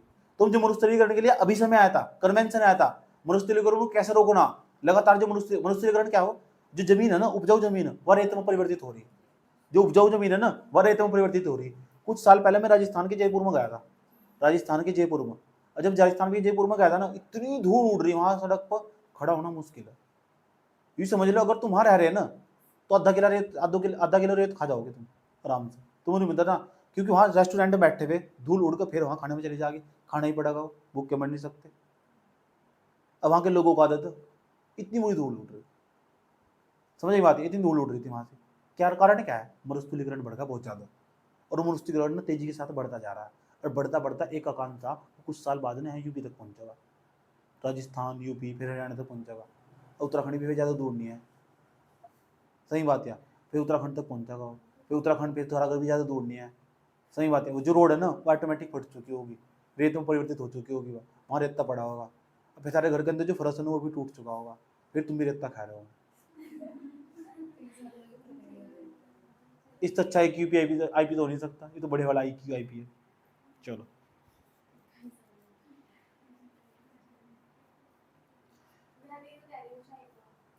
क्या संयुक्त राष्ट्र मरुस्थलीकरण रोकथाम अभिसमय, नाम देखो क्या इसका, यूनाइटेड नेशन कन्वेंशन, इसके combat desertification, combat to desertification, combat to combat desertification, United Nation convention to combat desertification, कब का, 1992 का। मकसद क्या है, मरुस्थलीकरण को रोकना, याद रहेगी बात। या इसने भी एक डैशबोर्ड जारी करा है, ठीक, डैशबोर्ड जारी करा है, डैशबोर्ड जानो डैशबोर्ड क्या हो, गूगल पर जाकर सर्च करोगे ना, ठीक है, UNCCD का डेटा डैशबोर्ड, सारा डेटा रखा हुआ है इस पर। डैशबोर्ड का क्या मतलब है, अगर तुम्हें मरुस्थलीकरण के बारे में कुछ जानकारी चाहिए तो तुम क्या करो, गूगल करोगे, फिर यूट्यूब पर देखोगे, फिर इधर देखोगे, फिर थोड़ा सा फैक्ट जुटाओगे, दृष्टि की वेबसाइट खोल लोगे, विजन की खोल लोगे, बाईजूस वाले खोल लोगे, फिर अपना एक डाटा ले आओगे, चक्कर में क्यों पड़ रहे हैं। UN डेटा डैशबोर्ड खोल लो, जाकर गूगल पर ये सर्च करो UN डेटा डैशबोर्ड, वहां सारी जानकारी रखी हुई, सारी टोटल जानकारी रखी हुई, ये हो डैशबोर्ड, एक ही जगह एक ही पोर्टल में मिल जा सब चीज, समझ गए। वहां उस डैशबोर्ड पर सारी चीजें एक साथ दिखाई देगी, कब हमने प्रयास करा, 1992 में प्रयास करा था, इससे पहले कब प्रयास हुआ मरुस्थलीकरण को बचाने का, वो सब एक जगह दिखाई देगा तुम्हें, सारी जानकारी, अगर क्या करने वाले हैं मरुस्थलीकरण को बचाने के लिए, अभी कौन कौन से अभियान चल रहे सारे देश में, कौन से अभियान सक्सेसफुल हो चुके, कौन सी स्कीम चल रही, कितना फंड जारी किया गया, ये हो डैशबोर्ड, पता लगा क्या हो डैशबोर्ड, ठीक। संयुक्त राष्ट्र का, भारत का नहीं है, 126 देशों के आंकड़ों का आकलन किया गया है, 126 देशों का डेटा रखा हुआ, 126 देशों का डेटा रखा हुआ उस पर, इस डैशबोर्ड पर। 2015 से लेकर 2019 के बीच प्रतिवर्ष 100 मिलियन हेक्टेयर स्वस्थ उत्पादक जमीन निम्नीकृत हो गई, 100 मिलियन हेक्टेयर जमीन खराब होगी 2019 4 सालों के दौरान, कितनी बड़ी बड़ी बात है, इतना तेजी के साथ मरुस्थलीकरण बढ़ रहा है, ये जमीन किस लायक नहीं बनी रही, पता क्यों, कारण क्या है, क्योंकि एक तो सूखा पड़ रहा है, दूसरा जब सूखा पड़ेगा तो मिट्टी ऑटोमेटिक खराब हो जाएगी, और दूसरा वह खेती नहीं पैदा कर सकती, ना उसमें गेहूं हो सकता, ना चावल हो सकता, ना अनाज हो सकता, कुछ नहीं हो सकता उसमें, खराब हो गया। भारत का उसके बाद देखा, अच्छा भारत की जमीन नहीं है, पूरी दुनिया की है। भारत का रिपोर्ट 9.45% भूमि अक्षेत्र निम्नीकृत हो गया है, 9.45% अक्षेत्र निम्नीकृत होगा, खराब होगा। भूमि निम्नीकरण के बारे में, इसका मतलब समझो, भूमि निम्नीकरण का क्या मतलब हो, क्या भूमि निम्नीकरण, इसका मतलब वो वर्तमान में और भविष्य में मिट्टी की उत्पादक क्षमता में गिरावट आ चुकी है, यह हानि हो चुकी है, मिट्टी के अंदर ना इतनी जान नहीं बची, गेहूं पैदा कर देगी, तुमने खेत बहाया पूरा का पूरा, अनाज डाल रहा है, उसके अंदर फसल ही नहीं हुई, जुगा तू पड़ा हो, पानी भी दे दिया तुमने, खाद भी डाल रहा है, पौधा ही नहीं हुआ, इसे क्या भूमि निम्नीकरण, मिट्टी की प्रोडक्टिविटी कम होगी। या अनाज डाल रहा था ना, तो अनाज ना ऐसा निकला है 2 क्विंटल, पहले निकला था 6 क्विंटल, उसकी प्रोडक्टिविटी कम हो रही, इससे क्या भूमि निम्नीकरण बढ़ेगा, मिट्टी हरास होगी, खराब होगी।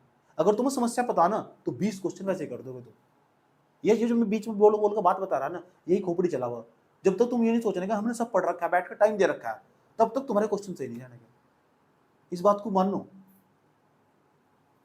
ठीक है, इस बात को धारण कर लो।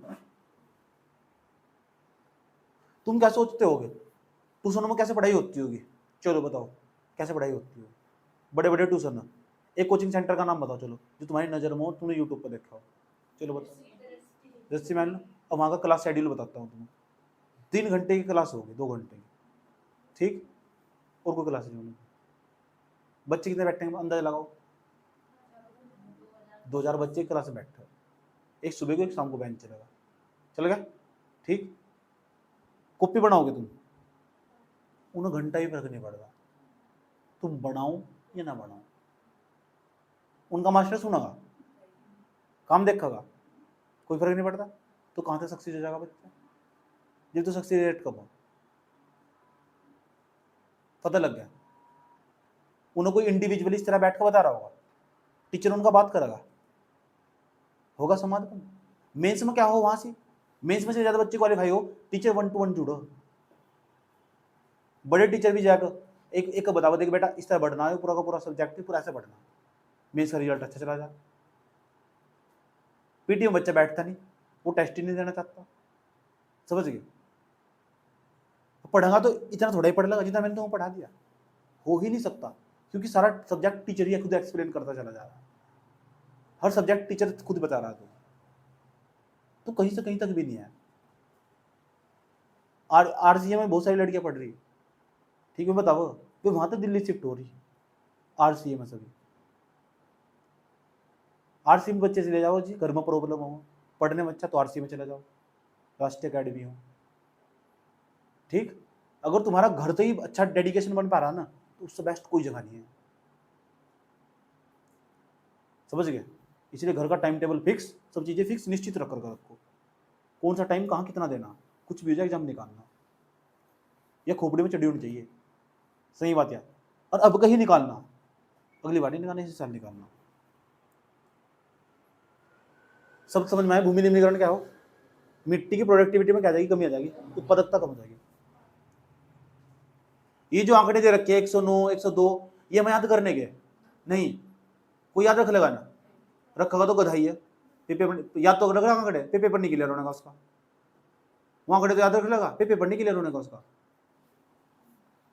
आगे चलो, यहाँ के याद क्या रखने का, जब किसी संस्था का नाम आ जाए ना, वह संस्था बड़े काम की हो जा, ये डाटा याद रखने का इसका, यह संस्था कब बनी, कहाँ इसका हेडक्वार्टर, कौन से मंत्रालय के अंतर्गत आ रही नहीं आ रही है, क्या काम करो, वो बहुत बड़ी इंपॉर्टेंट बात है।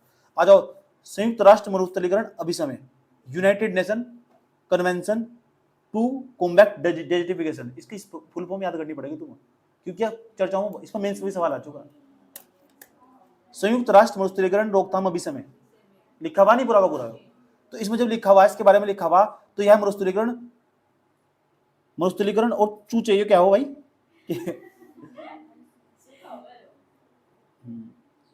प्रभाव से निपटने के लिए एकमात्र, हाँ सूखा होगा टाइपिंग मिस्टेक, कि प्रभाव से निपटने के लिए स्थापित एक ही एकमात्र ऐसा कानून जो वैश्विक स्तर का कानून है, याद रखना बात है। इसके अलावा एक भी ऐसा कानून नहीं है जो मरुस्थलीकरण को बचाता हो। सेम लाइन का टेस्ट में कर लिया, हाँ तो याद रखो बात, इसलिए मुझे पहले भी वही चीज फोकस कर रहा है जहाँ मुझे पता ना, तो मुझे पहले मैंने बहुत सारे टेस्ट लगा रखे, ठीक है, सारा कूड़ा कचरा बचा रहा मैं, सारा बता रहा है। या संयुक्त राष्ट्र मरुस्थलीकरण रोकथाम अभिसमय, इसके बारे में पूछेगा, पूछेगा देख, ये एकमात्र कानून है, इसके अलावा और कोई कानून नहीं बना। संयुक्त यह मरुस्थलीकरण और सूखे के प्रभाव से निपटने के लिए स्थापित एकमात्र कानूनी रूप से बाध्यकारी फ्रेमवर्क है। यस, उत्पत्ति कभी उसकी 1994 में, और यूपीएससी कोई संदेह हो ना तो गलत हो, इसलिए यहां सन नहीं याद करना, कभी सन के चक्कर में पड़ जाओ, सही बात है। बस मोटे मोटे तौर पर 1992 में 1994 के बाद आसपास लागू होगा, चलो हाँ सही है, सही है, ऐसा करके। इसमें कितने देश है, 197, 197 नंबर याद नहीं करना, बस ये याद करना यूपीएससी ने जो भी नंबर आए थे प्रीलिम्स में दिया ना गलत दिया, याद करना। भारत सहित 196 और यूरोपीय संघ शामिल है। भारत में कौन सा मंत्रालय के अंतर्गत आएगा, पर्यावरण मंत्रालय के अंतर्गत, वहां दे रखा था नहीं, मैंने कहा था नहीं गलत गलत मंत्रालय देगा, तो ऐसे सवाल छोटे नहीं करेगा, जो छोटा का बेवकूफ हो, छोड़ने नहीं बिल्कुल भी, ठीक। आगे चलो, कोप 28 की तर्ज पर ग्लोबल ड्राफ्ट स्नैपशॉट रिपोर्ट जारी की गई है, छोड़ दो सभी, कोई दिक्कत नहीं है। इससे पहले यूएनसीसीडी ने 2018 से लेकर 2030 तक फ्रेमवर्क जारी किया था। यह फ्रेमवर्क निम्नलिखित पर बल देता है, भूमि के निम्नीकरण पर एक फ्रेमवर्क जारी कर रखा है 2018 से लेकर 2030 तक, भूमि का निम्नीकरण रोकना, अनुकूलन, प्रबंधन, वित्तीय, छोड़ दो सर, बस इतनी बात याद रखनी जो ऊपर की मैंने लाइन बताई तुम्हें, कि यहाँ एक संयुक्त राष्ट्र मरुस्थलीकरण रोकथाम अभिसमय एकमात्र बाध्यकारी कानून है, ठीक है, और इस पर सवाल पूछा जा चुका है यूपीएससी ने सेम। अब यहाँ तक सवाल कैसे बन सका, भूमि निम्नीकरण से निपटने के लिए भारत के लिए मुख्य पहले, सवाल नहीं बनने का इस कि कौन कौन सी पहले जो भूमि निम्नीकरण से निपटा जा रहा, बहुत हार्ड सवाल माना जाएगा क्योंकि याद नहीं रख सकता बच्चा कोई, ये मेंस के लिए काम का। ठीक, इशारे कुछ भी दे देना, कौन कौन सी पहले, कैसे कैसे मूलस्थलीकरण रोक सकम, कौन कौन सी विशेषताएं, विशेषता वाले सारे क्वेश्चन चाहिए। ठीक, कैसा कौन कौन से इसके कारक हो सके, कारक वाले सारे क्वेश्चन चाहिए, बाद में बताऊंगा सारी ट्रिक से तुम्हें। ठीक, टाइम लगाएगा कौन कौन सी, तो कुछ क्वेश्चन ऐसे नहीं, तुम क्वेश्चन ऐसे होंगे तो तुम कर सकते हो, बाद में देखा कर सकते थे, करा ही नहीं हमने, ये थोड़ी बदतमीजी हो, उसमें रिस्क लेना पड़ेगा तुम्हें।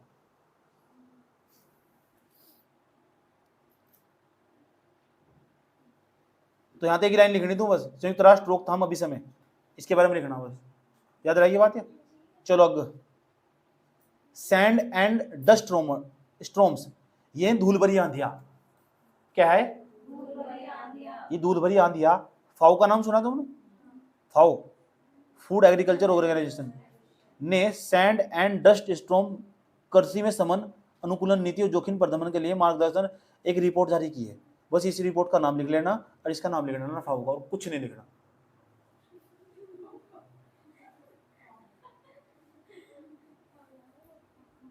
SDS की आवृत्ति को कम करने के लिए शुरू की गई पहले, ये छोड़ दो।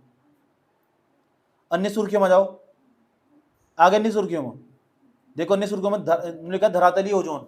एक बात बताओ, करें ओजोन का सूत्र क्या हो, ओजोन प्रदूषक में हो, अब CPCB के 12 प्रदूषक में है। ओजोन अगर ऊपर होगी तो सुरक्षा का काम करेगी, और नीचे होगी तो प्रदूषण का काम करेगी, हानिकारक होगी। वही बात मैंने वीडियो में बता रखी कि मैंने बात, यह बात यहाँ काम आ गई तुम्हारे। ओजोन अब हानिकारक है, नीचे वाले ओजोन ने पूछा कहाँ से निकलेगी, अगर सवाल बनाया ना, एक बार सवाल बनाया भी रखा है उसने, नु पूछा कि ओजोन कहाँ से निकले, उसके स्रोत क्या है, ये बात इंपॉर्टेंट है, वो कोई चीज इंपॉर्टेंट नहीं है, पूरा डाटा पढ़ लो। चलो, CPCB के अनुसार धरातलीय ओजोन प्रदूषक के रूप में कह रहा है, CPCB ने जो 12 जारी कर रखे ना, उनमें एक भी है, क्षोभ मंडल में होने वाली ओजोन को बैंड ओजोन कहा जाता है। बैंड है वो, बैड है, बेकार ओजोन है, मैंने कुछ नहीं कहा, नहीं कर रखा हुआ, तो इसे बैड ओजोन बोल लगे, तो कतना बोलना, बैड बोलना। इसे द्वितीयक प्रदूषक बोलते हैं, द्वितीयक प्रदूषक। अच्छा, प्रदूषक दो प्रकार के हो, एक तो प्राथमिक प्रदूषक। प्राथमिक प्रदूषक कौन थे पता, जो मूल रूप स्थित होते वायुमंडल में, जैसे SO2, CO2। और जो ओजोन पता कैसे बनी, नीचे तो ऑक्सीजन गया, O2 हो नहीं हो, और ऑक्सीजन में O है, यहाँ से क्रिया कर लगा, O3 बना देगा, तो द्वितीय प्रदूषक होगा। जो किसी चीज से मिलकर बनेगा वो द्वितीय प्रदूषक, और जो मूल रूप से स्थित होगा प्राथमिक प्रदूषक। तो ओजोन कौन सा प्रदूषक है,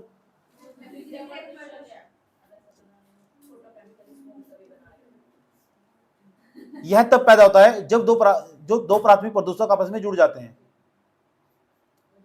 स्रोत देख रहे हो क्या है, ये पूछा स्रोत, तो पूछेगा ओजोन कहाँ से निकलती है, उसके स्रोत क्या है, कारों, जितने विद्युत संयंत्र, यार विद्युत संयंत्र इतना बड़ा संयंत्र, इतना बड़ा थर्मल पावर प्लांट लोग, ओजोन नहीं निकलती होगा, आराम से निकल लगी। औद्योगिक बाइलर, जो औद्योगिक बाइलर है, उबालने वाली चीजें जो, ठीक, रिफाइनरी होगी, इतनी बड़ी रिफाइनरी, रासायनिक संयंत्र होंगे, इन आदि से निकलती है। तो ऐसे सवाल आ जाना, उनमें सब आंसर हो, कहाँ से निकलती है, सारे ही आंसर हो उसमें लगभग। दिखा ना, विद्युत संयंत्र इतना बड़ा प्लांट, विद्युत संयंत्र थर्मल पावर प्लांट, निकलती नहीं होगी। दिक्कत क्या है उसको, सांस लेने में कठिनाई ओजोन जहाँ भी होगी, अस्थमा हो जा, ठीक है, वनस्पति और पारिस्थितिक तंत्र को नुकसान पहुंचाती है। चैंपियन अर्थ द पुरस्कार, ये आ गया, हाँ ये इंपॉर्टेंट है, याद रखना बात है, इसका नाम लिख लेना, पुरस्कार पूरा, ये भी तक है। तो चैंपियन ऑफ अर्थ द पुरस्कार, देखिए सर टेस्ट में आ रहे सारे के सारे हैं। संयुक्त राष्ट्र पर्यावरण कार्यक्रम ने चैंपियन अर्थ पुरस्कार 2023 के लिए के विजेता घोषणा की है।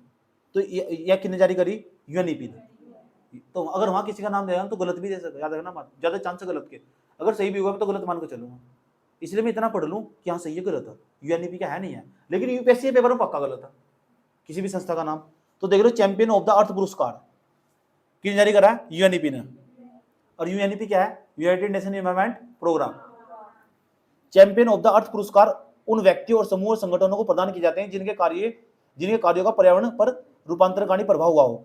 यानी ये जो चैंपियन पुरस्कार है ना, चैंपियन ऑफ द अर्थ पुरस्कार, ये किसी व्यक्ति को मिल सके, याद रख लेना बात, या किसे किसे मिलेगा, व्यक्ति को मिल सके, समूह को मिल सके या संगठन को मिल सके, ठीक। और उसे ही मिलेगा जिन्हें पर्यावरण में रूपांतरणकारी बहुत बड़े बदलाव करे हो, सही बात है, परिवर्तन करे हो। इस पुरस्कार की स्थापना 2005 में हुई थी। तो ये लाइन बना सके पर्सन किसकी स्थापना कब हुई थी, 5 में, 8 में, 7 में, ऐसे सवाल बना सके, ठीक है। लेकिन जो भी देगा सन गलत ही देगा, ज्यादा चांस है। इन्हें प्रतिवर्ष प्रदान किया जाता है, हर साल ही पुरस्कार बांटा जा रहा है, 2 साल बंद दिया जाता है, हर 2 साल हर साल दिया जाएगा पुरस्कार। ये संयुक्त राष्ट्र द्वारा दिया जाने वाला सर्वोच्च सम्मान पुरस्कार है। ये इंपॉर्टेंट बात है कि संयुक्त राष्ट्र द्वारा दिया जाने वाला सर्वोच्च पर्यावरण सम्मान है, समझ बात है। सबसे बड़ा पुरस्कार ये है जिसका भारत रत्न, भारत का सबसे बड़ा पुरस्कार कौन था, भारत रत्न। तो इस तरह संयुक्त राष्ट्र के द्वारा यो ना चैंपियन ऑफ द अर्थ पुरस्कार 2023, सही बात है, ये सबसे बड़ा पुरस्कार है। 2005 से दे रहा है, हर साल दे रहे हैं हमसे पुरस्कार को। तो इस पुरस्कार के बारे में तुमको लिखना जरूर, इसे छोड़ना नहीं बिल्कुल अपने नोट्स में, ठीक। आज ही पूरा कर लेना, घर जाके कि कौन कौन सी लाइन बताई गई थी, कर लोगे ना, पता लग गया। संयुक्त राष्ट्र द्वारा दिया जाने वाला सर्वोच्च पर्यावरण सम्मान पुरस्कार।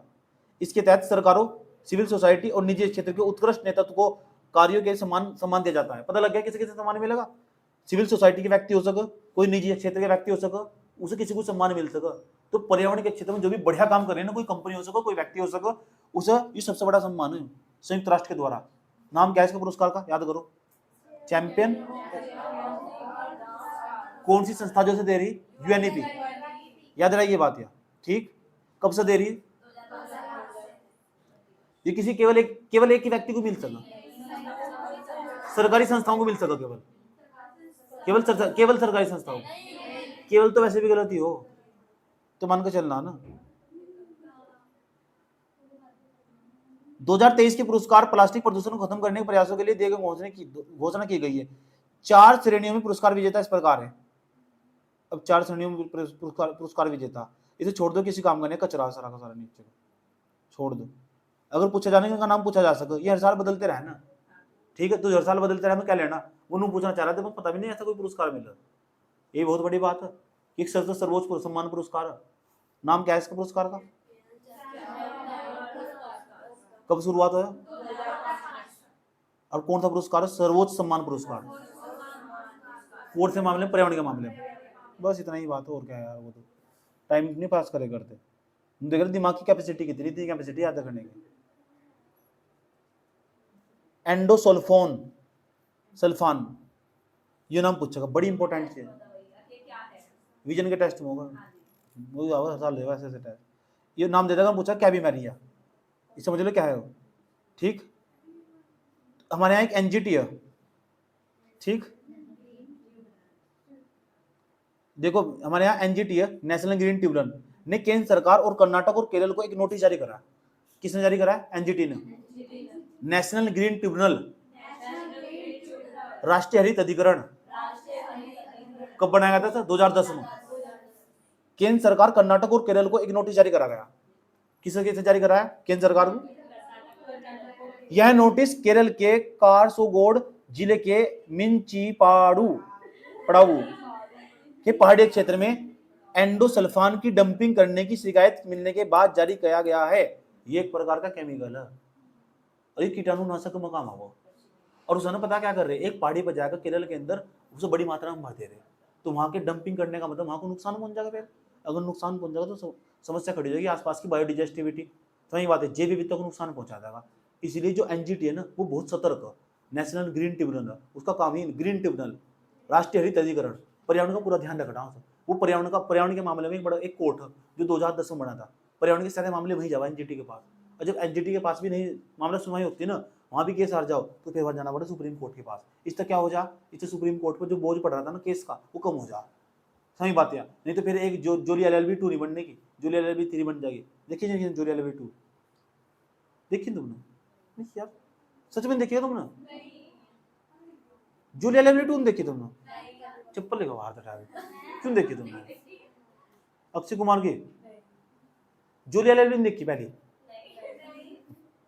बताइए क्यों नहीं, पहले बताते, पहले दिखाया था तुम।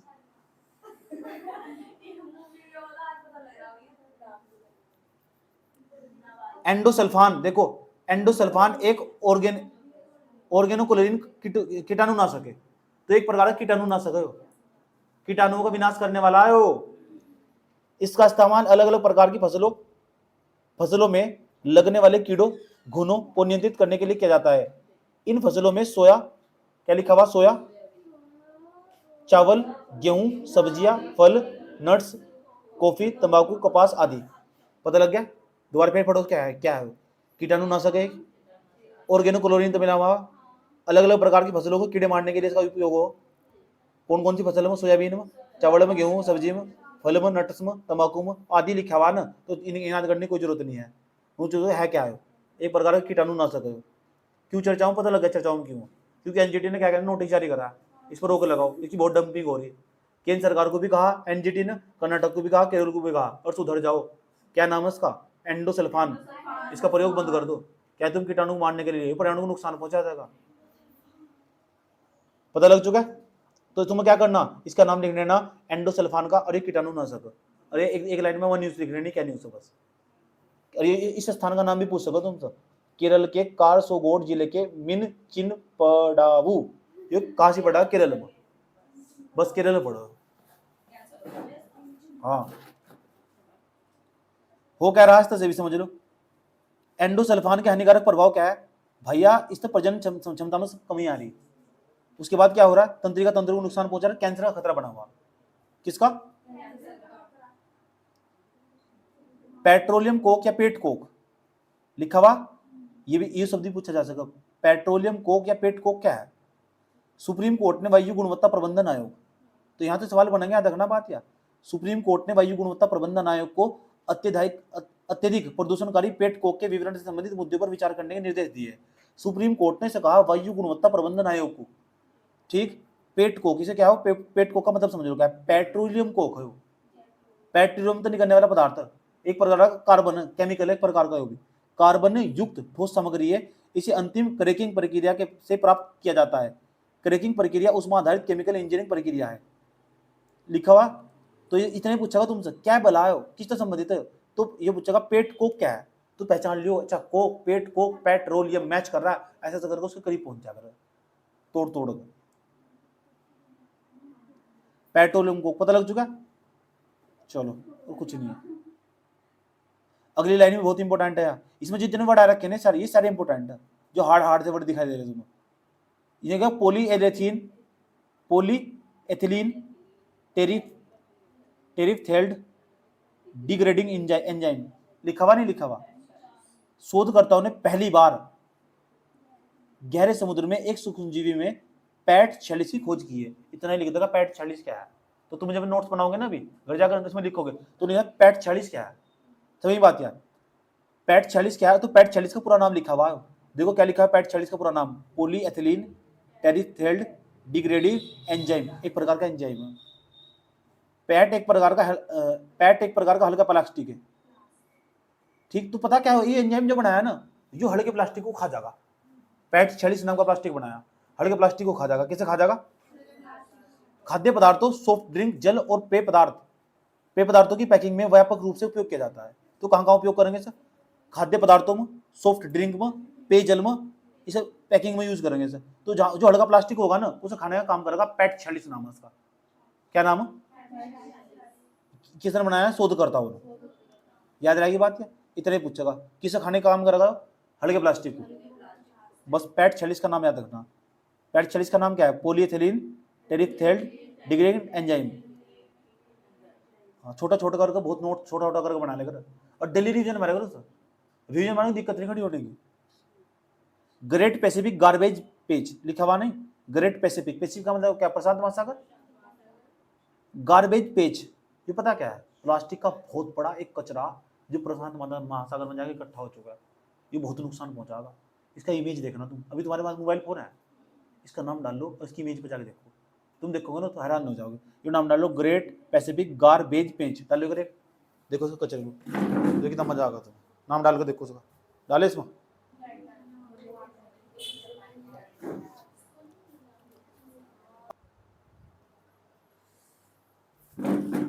मुझे इस कचरे की 2 साल पहले खबर होगी थी, इन मैगजीन वालों तो पता लग रहा है। पूछो कैसे? न्यूज़पेपर। इतना ज्ञान तो तुम मेरे स्टेटस से ले ले करो, एक दो दो तो लगाता रहूँ मैं, लेकिन मैं अंतर्राष्ट्रीय स्तर कैसे लेने लगाता, क्यों? वो समझ में नहीं किसी की, जितने जुड़े हुए मेरे को। तो बस समझ मजा क्या लगा रखा था मैंने, परसों लगाया था मैंने 83%, क्या लिखा होता सुबह,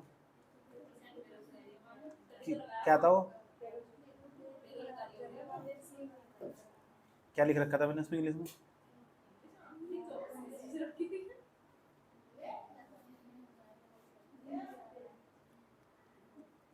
भारत में ई अपशिष्ट, इलेक्ट्रॉनिक अपशिष्ट भी पैदा हो रहा भारत में।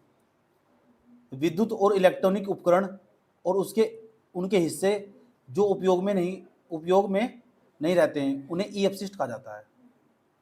अच्छा, दूसरे शब्दों में वे उपकरण हैं जिन्हें इनके उपयोगकर्ताओं ने फिर से उपयोग न करने के लिए अपशिष्ट के रूप में त्याग दिया है। तो इलेक्ट्रॉनिक ये अपशिष्ट हमारा, तो इलेक्ट्रॉनिक उपकरण क्या हो, समझो कि इलेक्ट्रॉनिक उपकरण क्या, मेरे हाथ में मोबाइल यो हो, माइक होगा, ठीक। अब मैं नया माइक लेकर आया मैं, ठीक, इसका कहाँ लेके जाऊँ, क्या करूँ, ये सारा ऐसे ऐसे बहुत सारा कचरा हो रहा होगा, तो योगदान तुम्हारा भी है। इलेक्ट्रॉनिक कचरा, तो जितने भी लोग ना अपनी भविष्य में आगे जी रहे होंगे फ्यूचर में, उनके पास सबसे ज्यादा इलेक्ट्रॉनिक कचरा मिलेगा तुम्हें, उनका सबसे ज्यादा योगदान है। जो लोग ना पर्यावरण को नुकसान नहीं पहुंचाना ना, सही बात है। वे लैपटॉप लेके बैठे पहले तो अभी पर्यावरण को नुकसान पहुंचा,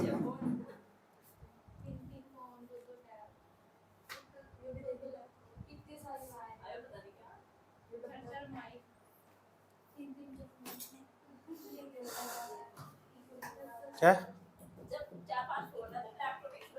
नहीं, एक ही फोन है मेरे पास, एक ही फोन है, वो खराब होगा मेरा फोन। जैसे तेरे पास की नहीं, इस पर नहीं रहता, नहीं किस्त भी नहीं उतरी इसकी अब तक, कितना भी हो इंसान तो बढ़ेगा नहीं है ना। भारत विश्व में सबसे अधिक ई अपशिष्ट उत्पादन करने वाला देश है, कांग्रेचुलेशन।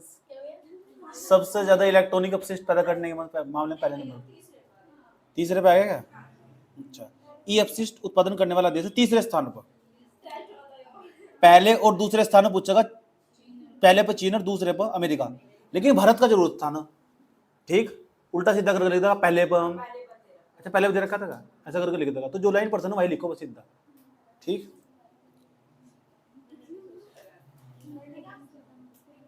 और इसे कहाँ लिखना पता, अपने जो नोट्स है ना मेन, उसे खोल ले करो बार बार, उसका भी रिवीजन हो जा। जैसे जो प्लास्टिक वाला, तो प्लास्टिक पर दूसरे में ना वही पढ़ा रखा है, इन चीज को वही लिखो जाकर, अगली बार रिवीजन करोगे ना तो ये अलग से नोट्स नहीं उठाना पड़ने को, साथ साथ रिवाइज होगा, इसी चीज को वही टेक दे करो। तो ई अपशिष्ट प्रबंधन नियम जारी करेगा हमारे यहाँ, कब जारी करेगा? 2022 में। ये नियम निर्माता कौन बना रहा है? प्लास्टिक का इलेक्ट्रॉनिक अपशिष्ट, जो इलेक्ट्रॉनिक अपशिष्ट बनागा ना वही इसका जो निर्माता होगा, जो उत्पादक होगा, नवीन करता होगा, विखंडन करता होगा, पुनर्चक्रण करता भी वही होगा, सारे काम वही करेगा। इन नियमों के तहत एक नई विस्तारित निर्माता उत्तरदायित्व व्यवस्था शुरू की गई है, वही है। सवाल ये नहीं पूछने का, सवाल पता क्या पूछेगा? सवाल में पूछेगा जो इलेक्ट्रॉनिक अपशिष्ट हुए इनमें कौन कौन सी धातु प्रयोग हो, ये जरूर पूछेगा सवाल। एक तो हो सीसा, पक्का पूछेगा 100%, एक हो पारा, एक हो कैडमियम, अग्निशामक जैसे खतरनाक पदार्थ होते हैं, और सारे पूछेंगे, पूछेगा क्या करता,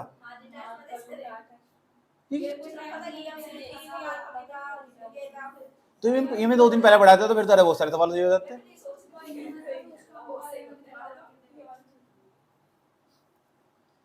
चलो इस बार जो पॉलिटी का पढ़ाऊंगा वो पहले पढ़ा दूंगा, साथ साथ पढ़ा के चलूंगा, फिर तो बहुत सारे सवाल सही होंगे, ठीक है चलो देख फिर भी सारी जाएंगे 70-80 हुई। अदृश्य ई अपशिष्ट, ये बड़ी अच्छी चीज लगी मुझे, ये बड़ी अच्छी चीज है। इस वर्ष के अंतर्राष्ट्रीय ई अपशिष्ट दिवस का मुख्य केंद्र अदृश्य ई अपशिष्ट था। अच्छा, तुम्हें समझ में आया होगा। अच्छा आगे चलो, यह दिवस एक वार्षिक जागरूकता अभियान है, चलो ठीक है, waste electrical and electronic equipment forum ने शुरू किया है। अदृश्य ई अपशिष्ट क्या हो, ये पूछा जा सकता है पेपर में सवाल, क्या भला हो गया। तो अदृश्य जो दिखाई नहीं देते, अदृश्य जो दिखाई नहीं देने के लेकिन अपशिष्ट इलेक्ट्रॉनिक वस्तु जिन पर प्राय ध्यान नहीं दिया जाता, दिखाई देंगे लेकिन ध्यान नहीं देते। एक बात बताओ करे मुझे यार, मार करो, चलो मैं यूज कर लिया, ठेका फेंक दिया, ठीक निकला। इस वजह से मैं आज तुम बताता हूँ, आज की बात बताता हूँ। मैंने ना एक मंगाया माइक, दूसरे वाला भी छोटा वाला माइक मंगाया, उसका बॉक्स खोला मैंने, उसके अंदर छोटी सी प्लास्टिक की निकली। मैंने कहा इसका क्या करें, इसे नहीं फेंक दिया, यूज तो नहीं करना इसका, कूड़ेदान वाले को नहीं दिया, कचरे में तो नहीं डाला, छोटी सी चीज थी, ऐसी कर फेंक दी, ध्यान नहीं दिया मैंने। वो पता क्या है, अदृश्य ई अपशिष्ट।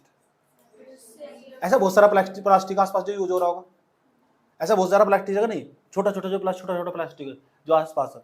प्लास्टिक तो बहुत, एक तो बड़ा प्लास्टिक, एक छोटा प्लास्टिक, जैसे टूट गया कुछ चीज है, ये फेंक देंगे वैसे ही, ऐसे इकट्ठा करेंगे इतना सा प्लास्टिक, इकट्ठा करेंगे उसे ऐसे ही फेंक देंगे, सड़क सड़क का कहीं बाहर को चला जाएगा, ध्यान तो नहीं देंगे, उसे बोलेंगे अदृश्य ई अपशिष्ट। अब इसे भी बचाने की बात चल रही, अब इसे बचाने की बात चल रही।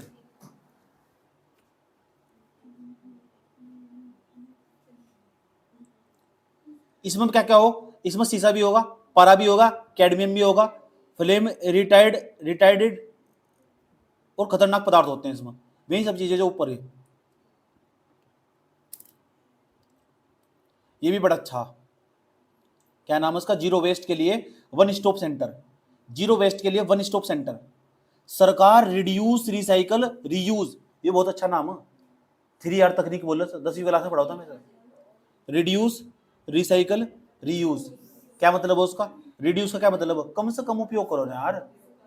उसके बाद क्या है यार, तो घुमा फिरा के फिर हमारे पास ले आओ, रीयूज करो, दोबारा फिर उपयोग करो उस चीज को। बोतल बेच रहा है, इंडक्शन दे रखे,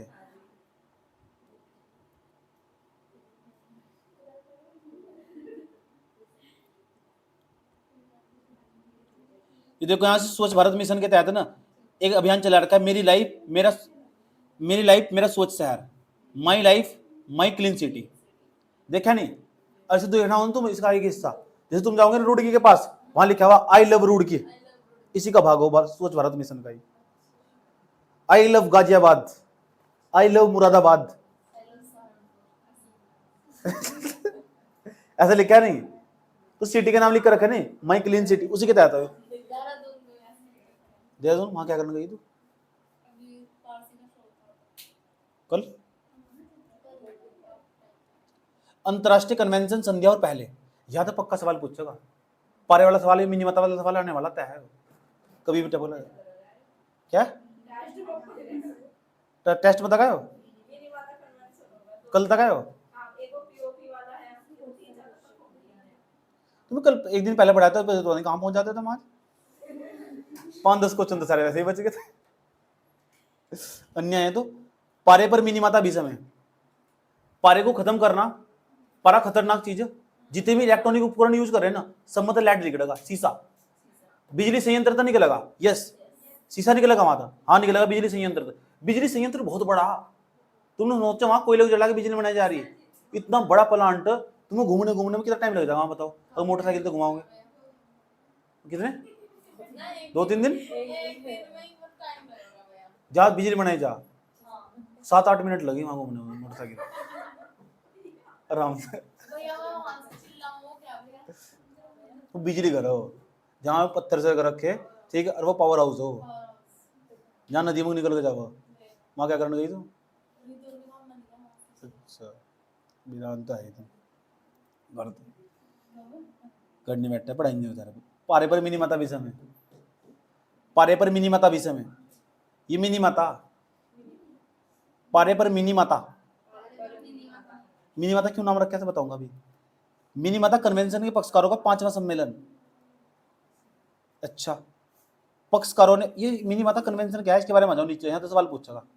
पारे पर मिनी माता कन्वेंशन के बारे में, पारे पर मिनी माता अभिसमय को कन्वेंशन कह दो या अभिसमय कह दो, जिनेवा में 2013 में बनाया गया था, सबसे इंपॉर्टेंट बात है, इसे जिनेवा में बनाया गया था, 2013 में बनाया गया था।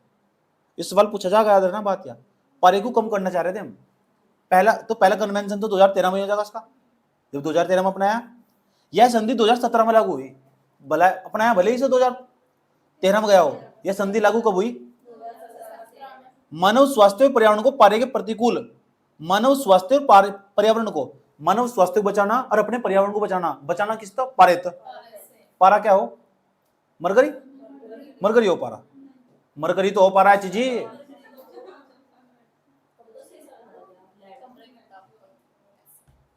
पारे के प्रतिकूल प्रभाव से बचने के लिए विश्व की पहली कानून रूप से बाध्यकारी संधि है। पारे के लिए अगर कोई कन्वेंशन हुआ वो मिनीमाता कन्वेंशन है। और कब हुआ? और कंगे को हुआ। किससे बचाना? किन्ने किन्ने बचाना? किन किन को? अच्छा, पारे तो नुकसान पहुंचे, कहाँ कहाँ नुकसान पहुंचे? खोपड़ी खराब हो जाए तो क्या? हाँ, पहले ले उसे बोल लगा। हाँ,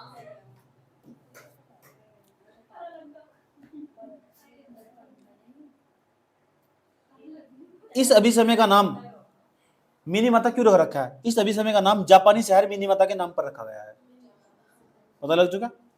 1950 के दशक में मिनीमाता रोग का केंद्र बन गया था। ये मिनीमाता रोग का केंद्र बन गया था और ये जो रोग हुआ था ये इससे पारे से फैल रहा था यहां से, इसलिए दिक्कत है।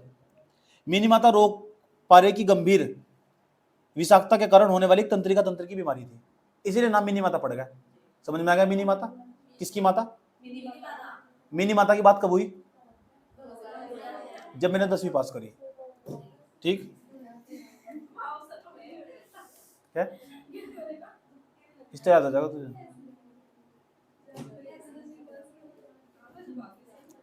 मैं इतना कामयाब बनकर दिखाऊंगा तो एक दिन ऑप्शन में यही पढ़ रही होगी।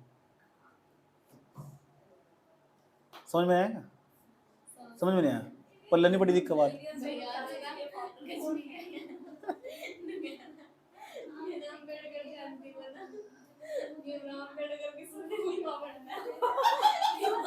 क्या पढ़ना?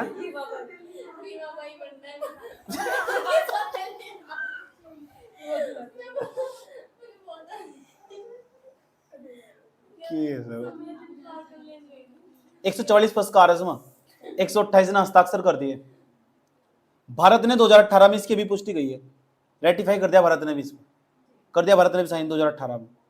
यह भी पुष्टि 2025 तक पारा आधारित उत्पादकों, पारे तो जो भी चीज बनाई जा रही है मरकरी का जहां भी यूज हो रहा है उसे सबको खत्म करेंगे। एक ऐसी धातु का नाम बताओ जो कमरे के ताप पर द्रव अवस्था में पाई जाती है? पारा। बचपन तो यही तो पढ़ा है कि 10वीं का क्लास किताब का यही सवाल याद रहा है। मिनीमाता विषय में अपने पक्षकारों देशों के निम्नलिखित मांगे करता है। जो मिनीमाता अभिसमय ये कन्वेंशन 2013 में बनाया था, इस कन्वेंशन में जो भी इसके पक्षकार देश है उन तक क्या डिमांड रखी जा रही है वो समझ लो। क्या डिमांड रखी जा रही? पहली बात,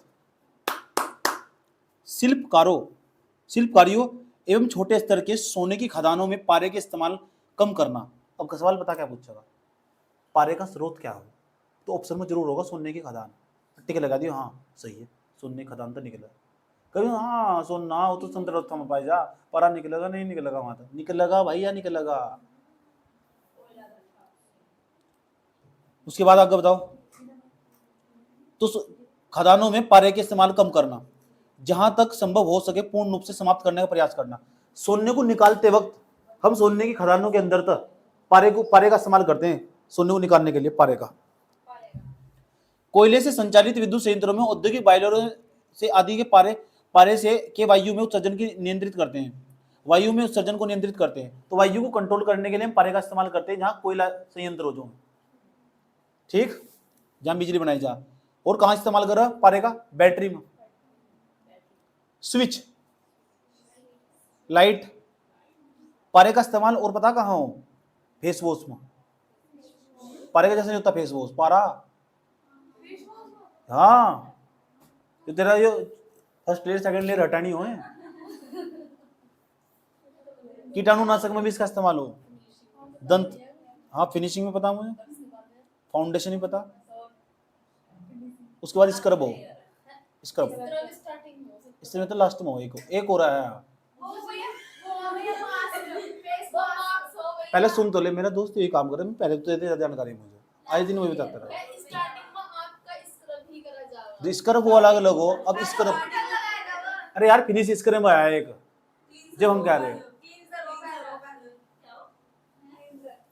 उस तो भी पहले बता क्या हो, जब दुल्हन के 2-3 पोर्ट हो जा।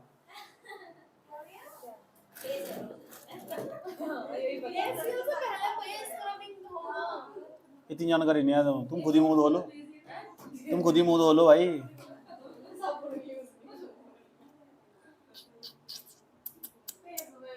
पारे के बारे में, पारा प्राकृतिक रूप से पाया जाने वाला तत्व, प्राकृतिक रूप से मिलेगा। यह वायु जल मृदा में पाया जाता है। यहाँ है पारा, हो सकता घूम रहा हो, जल में मिलेगा, हो मिट्टी मिलेगा पारा, प्राकृतिक रूप से पाया जाने वाला तत्व। पारे पे सवाल पूछा जा सकता। सोने के खनन में मिलेगा, यस। कोयला आधारित ताप संयंत्र, यस। 1 2 2.5 पौने 3। यह तंत्रिका तंत्र, थायराइड, लीवर, फेफड़े, प्रतिरक्षा तंत्र प्रणाली, आंखें, मसूड़े, त्वचा सब खराब कर देगा।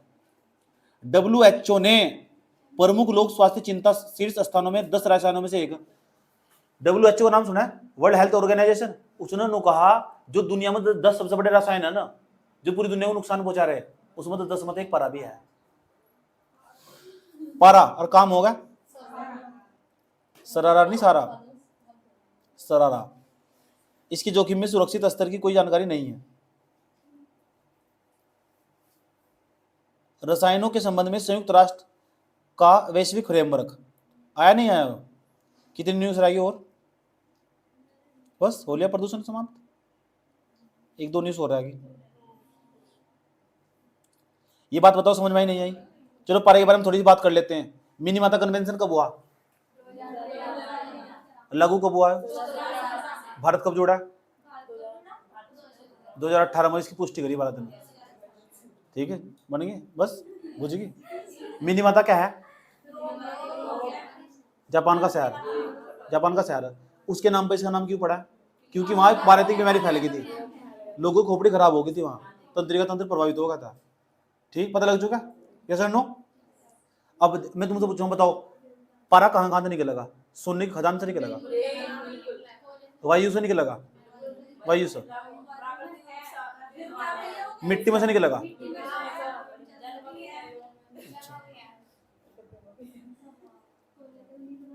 अब बताओ ब्रह्मपुत्र नदी में तो निकलेगा? जल दलतपुर में कहा नदी किन्ने के है तुझे? नहीं है इसमें।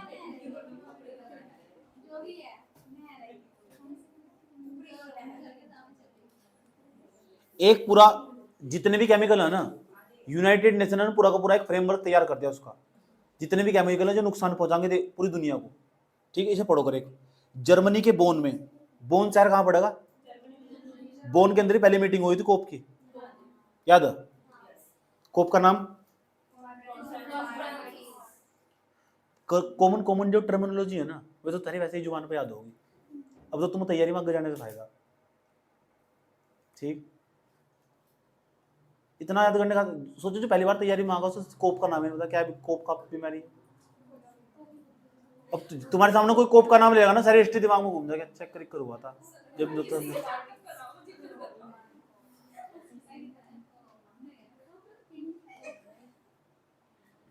रसायनों के संबंध में संयुक्त राष्ट्र वैश्विक फ्रेमवर्क, इसका नाम लिखा है जर्मनी के बोन में international conference of chemical management के 5वें सत्र का आयोजन शुरू हुआ था। इस सत्र में पर्यावरण को हानिकारक रसायनों से बचाने के लिए संयुक्त राष्ट्र ने एक नए फ्रेमवर्क पर सहमति व्यक्त की है। यूनाइटेड नेशन कह रहा है बताओ कौन कौन से रसायन केमिकल जो नुकसान पहुंचा रहे पूरी दुनिया को, पर्यावरण को नुकसान पहुंचा रहे, बताओ कौन कौन से केमिकल है? आओ बैठो फटाफट एक साथ। 5 साल तो तुम लगातार एक बैठ रहे, 5वीं मीटिंग में फिर एक बैठ जाओ। रसायनों पर वैश्विक फ्रेमवर्क, रसायनों और अपशिष्ट से होने वाली हानि से मुक्त एक ग्रह के लिए बारे में। अच्छा, यह फ्रेमवर्क 28 लक्ष्यों पर आधारित है। कितने लक्ष्यों पर? इसका उद्देश्य रसायनों अपशिष्टों के जिम्मेदार प्रबंधन में सुधार करना है। जितने भी ज्यादा केमिकल निकल रहे हैं ना, इनका मैनेजमेंट कैसे करा जाएगा, कहाँ ले जाओगे इन्हें केमिकल को? समझ में बात है? बस इतने पूछेगा टैग, फ्रेमवर्क का नाम पूछ लेगा। आगे चलो। रसायनों के संबंध में वैश्विक फ्रेमवर्क के उद्देश्य रसायनों और अपशिष्ट के अवैध व्यापार एवं तस्करी पर रोकथाम करना। उस ड्रग्स का नाम सुना तुमने? ड्रग्स वो भी एक प्रकार का खतरनाक केमिकल है, समझ बात है। उसके व्यापार पर रोक लगनी चाहिए नहीं लगनी चाहिए? ऐसे देश का नाम बताओ जहां सबसे ज्यादा ड्रग्स पैदा होता हो।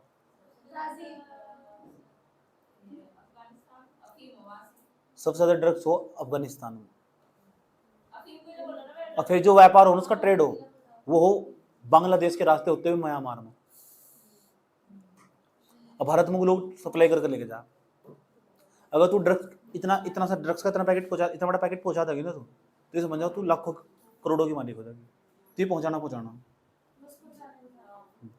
बता काम दिलाऊं।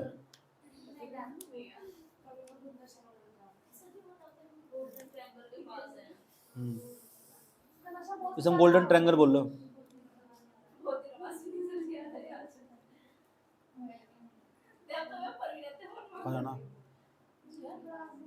कहाँ जाना तंबाकू से जिंदगी होगी, नंबर निकालना दिमाग को बढ़ा लिए। 2035 तक कृषि में प्रयुक्त होने वाले अत्यधिक खतरनाक कीटनाशकों के उपयोग को चरणबद्ध तरीके से समाप्त करना। 2035 तक कृषि के अंदर जितने भी केमिकल यूज हो रहे हैं ना सब समाप्त कर दो। 2030 तक रासायनिक प्रदूषण को कम करना और साथ ही सुरक्षित विकल्प को बढ़ावा देने के लिए उद्देश्य समुचित नीतियों के विनियमन के विकास करना। छोड़ दो सर, नीचे वाली जो संस्था का नाम दे रखा है ना, जिन्होंने पूछ रहा ICCM, ये क्या है? ये क्या बोला? ICCM का नाम बताओ, एक ऊपर क्या लिखा हुआ ICCM का पूरा नाम?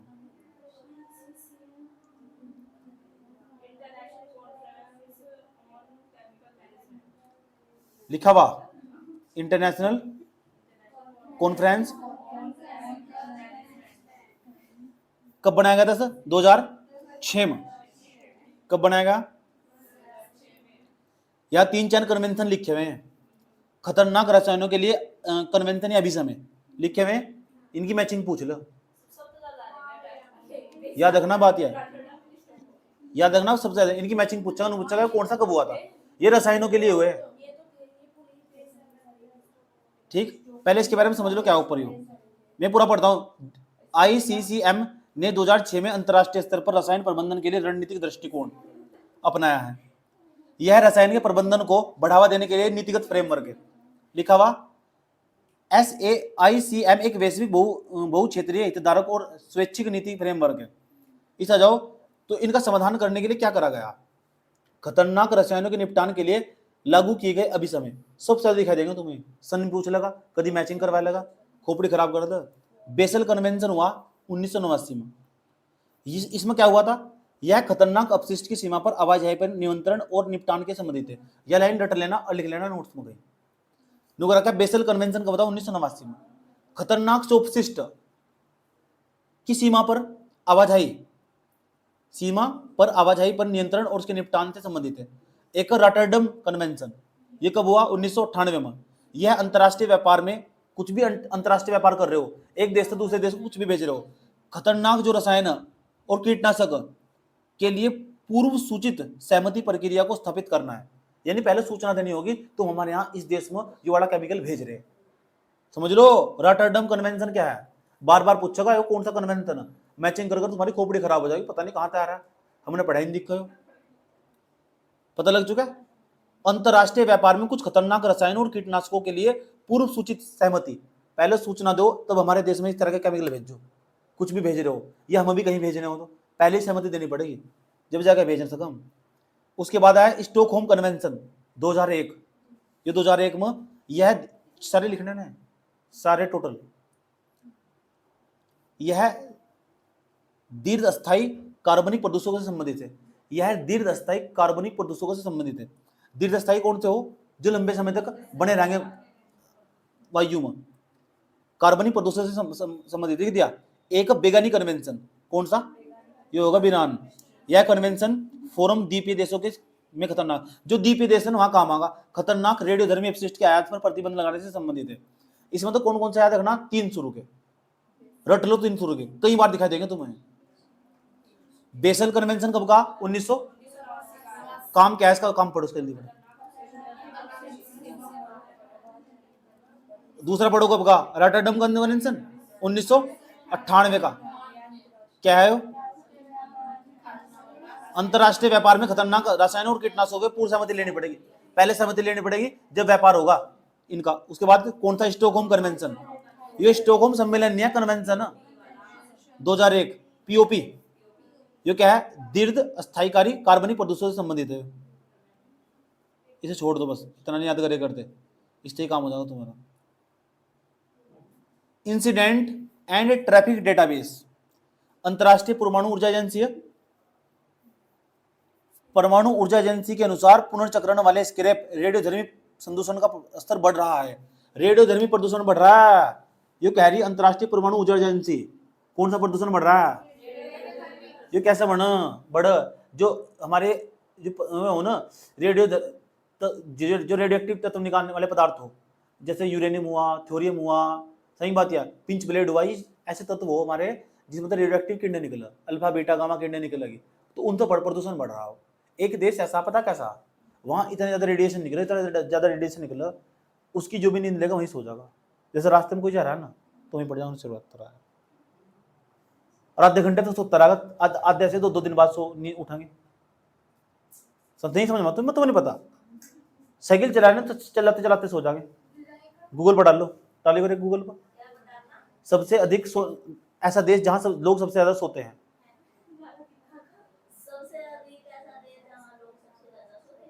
देखो जल्दी फटाफट, अरे इमेज में जाओ।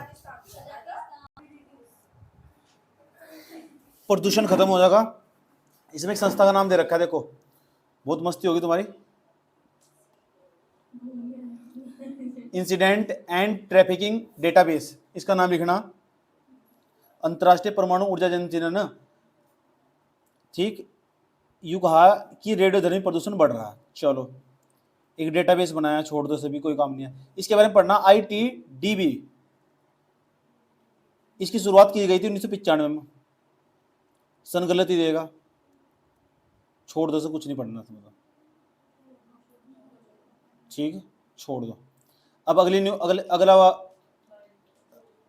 अगला टॉपिक तैयार होगा हमारा, नाम है उसका बायोडिजेस्टिविटी और जैव विविधता। सबसे बड़ा टॉपिक है वो, ठीक। अगर तुम इसे तैयार करना और कल को ही खत्म करना, तो मैं इसमें तो कुछ होमवर्क दे रहा हूँ तुम्हें।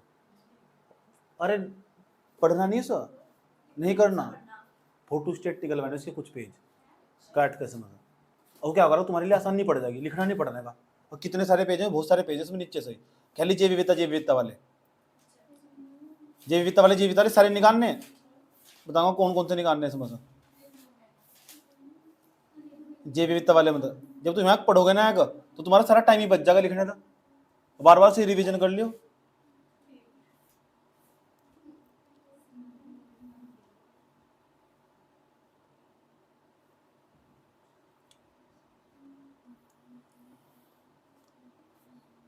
इसमें जाओ,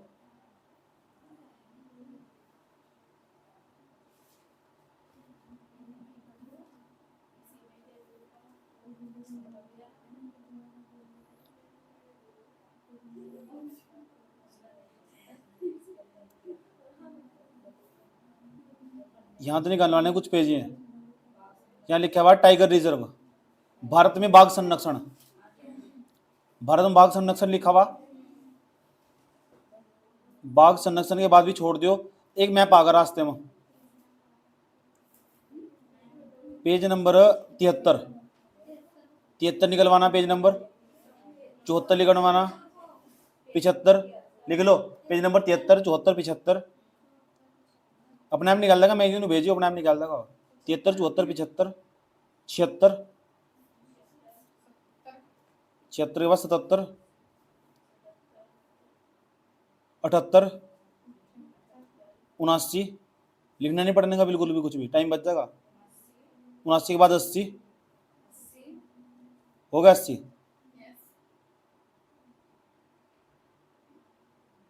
चलो 81 भी हटा लो, 82 भी, 83 हो गया। उसके बाद 84, 85, सारे मैप दे रखे ने। 88 तक आ जाओ, लगातार कंटिन्यू, कोई ब्रेक नहीं है। 88 सारे नेशनल पार्क आ गए ने, लिखने नहीं कुछ भी है। 90 तक आगे आगे 90 तक, 90 तक आते रहो आते रहो आते रहो आते रहो 90 तक। 92 आगे सारे डायग्राम आ रखे पूरे, सब कुछ नहीं छोड़ना अभी तक। सारे कुछ सारे पक्षी पक्षी सब आ रखे जो चर्चाओं में रहे तो बहुत सवाल आएंगे। 96 तक सारे देखिए कितने सारे पक्षी आ रखे हैं सब। 96 98 99 100, 100 के बाद आगे चलो 101 तक। रुक जाओ, हाँ 101 तक निकल वाले ने, निकल वाले को 101 तक। 73 कहाँ तो निकल वाले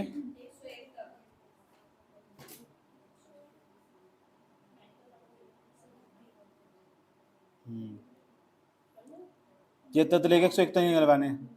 कल को टाइम बच जाएगा, फिर से कल को खत्म हो जाएगा सारा। 73 से लेके 101 तक ये मैगजीन भेजना उन्होंने, 73 से लेके 101 तक के पेज निकाल दो, समझ गए? निकल वाले जाओ कल को शाम के टाइम आओगे तो हाथ में होने चाहिए पेज।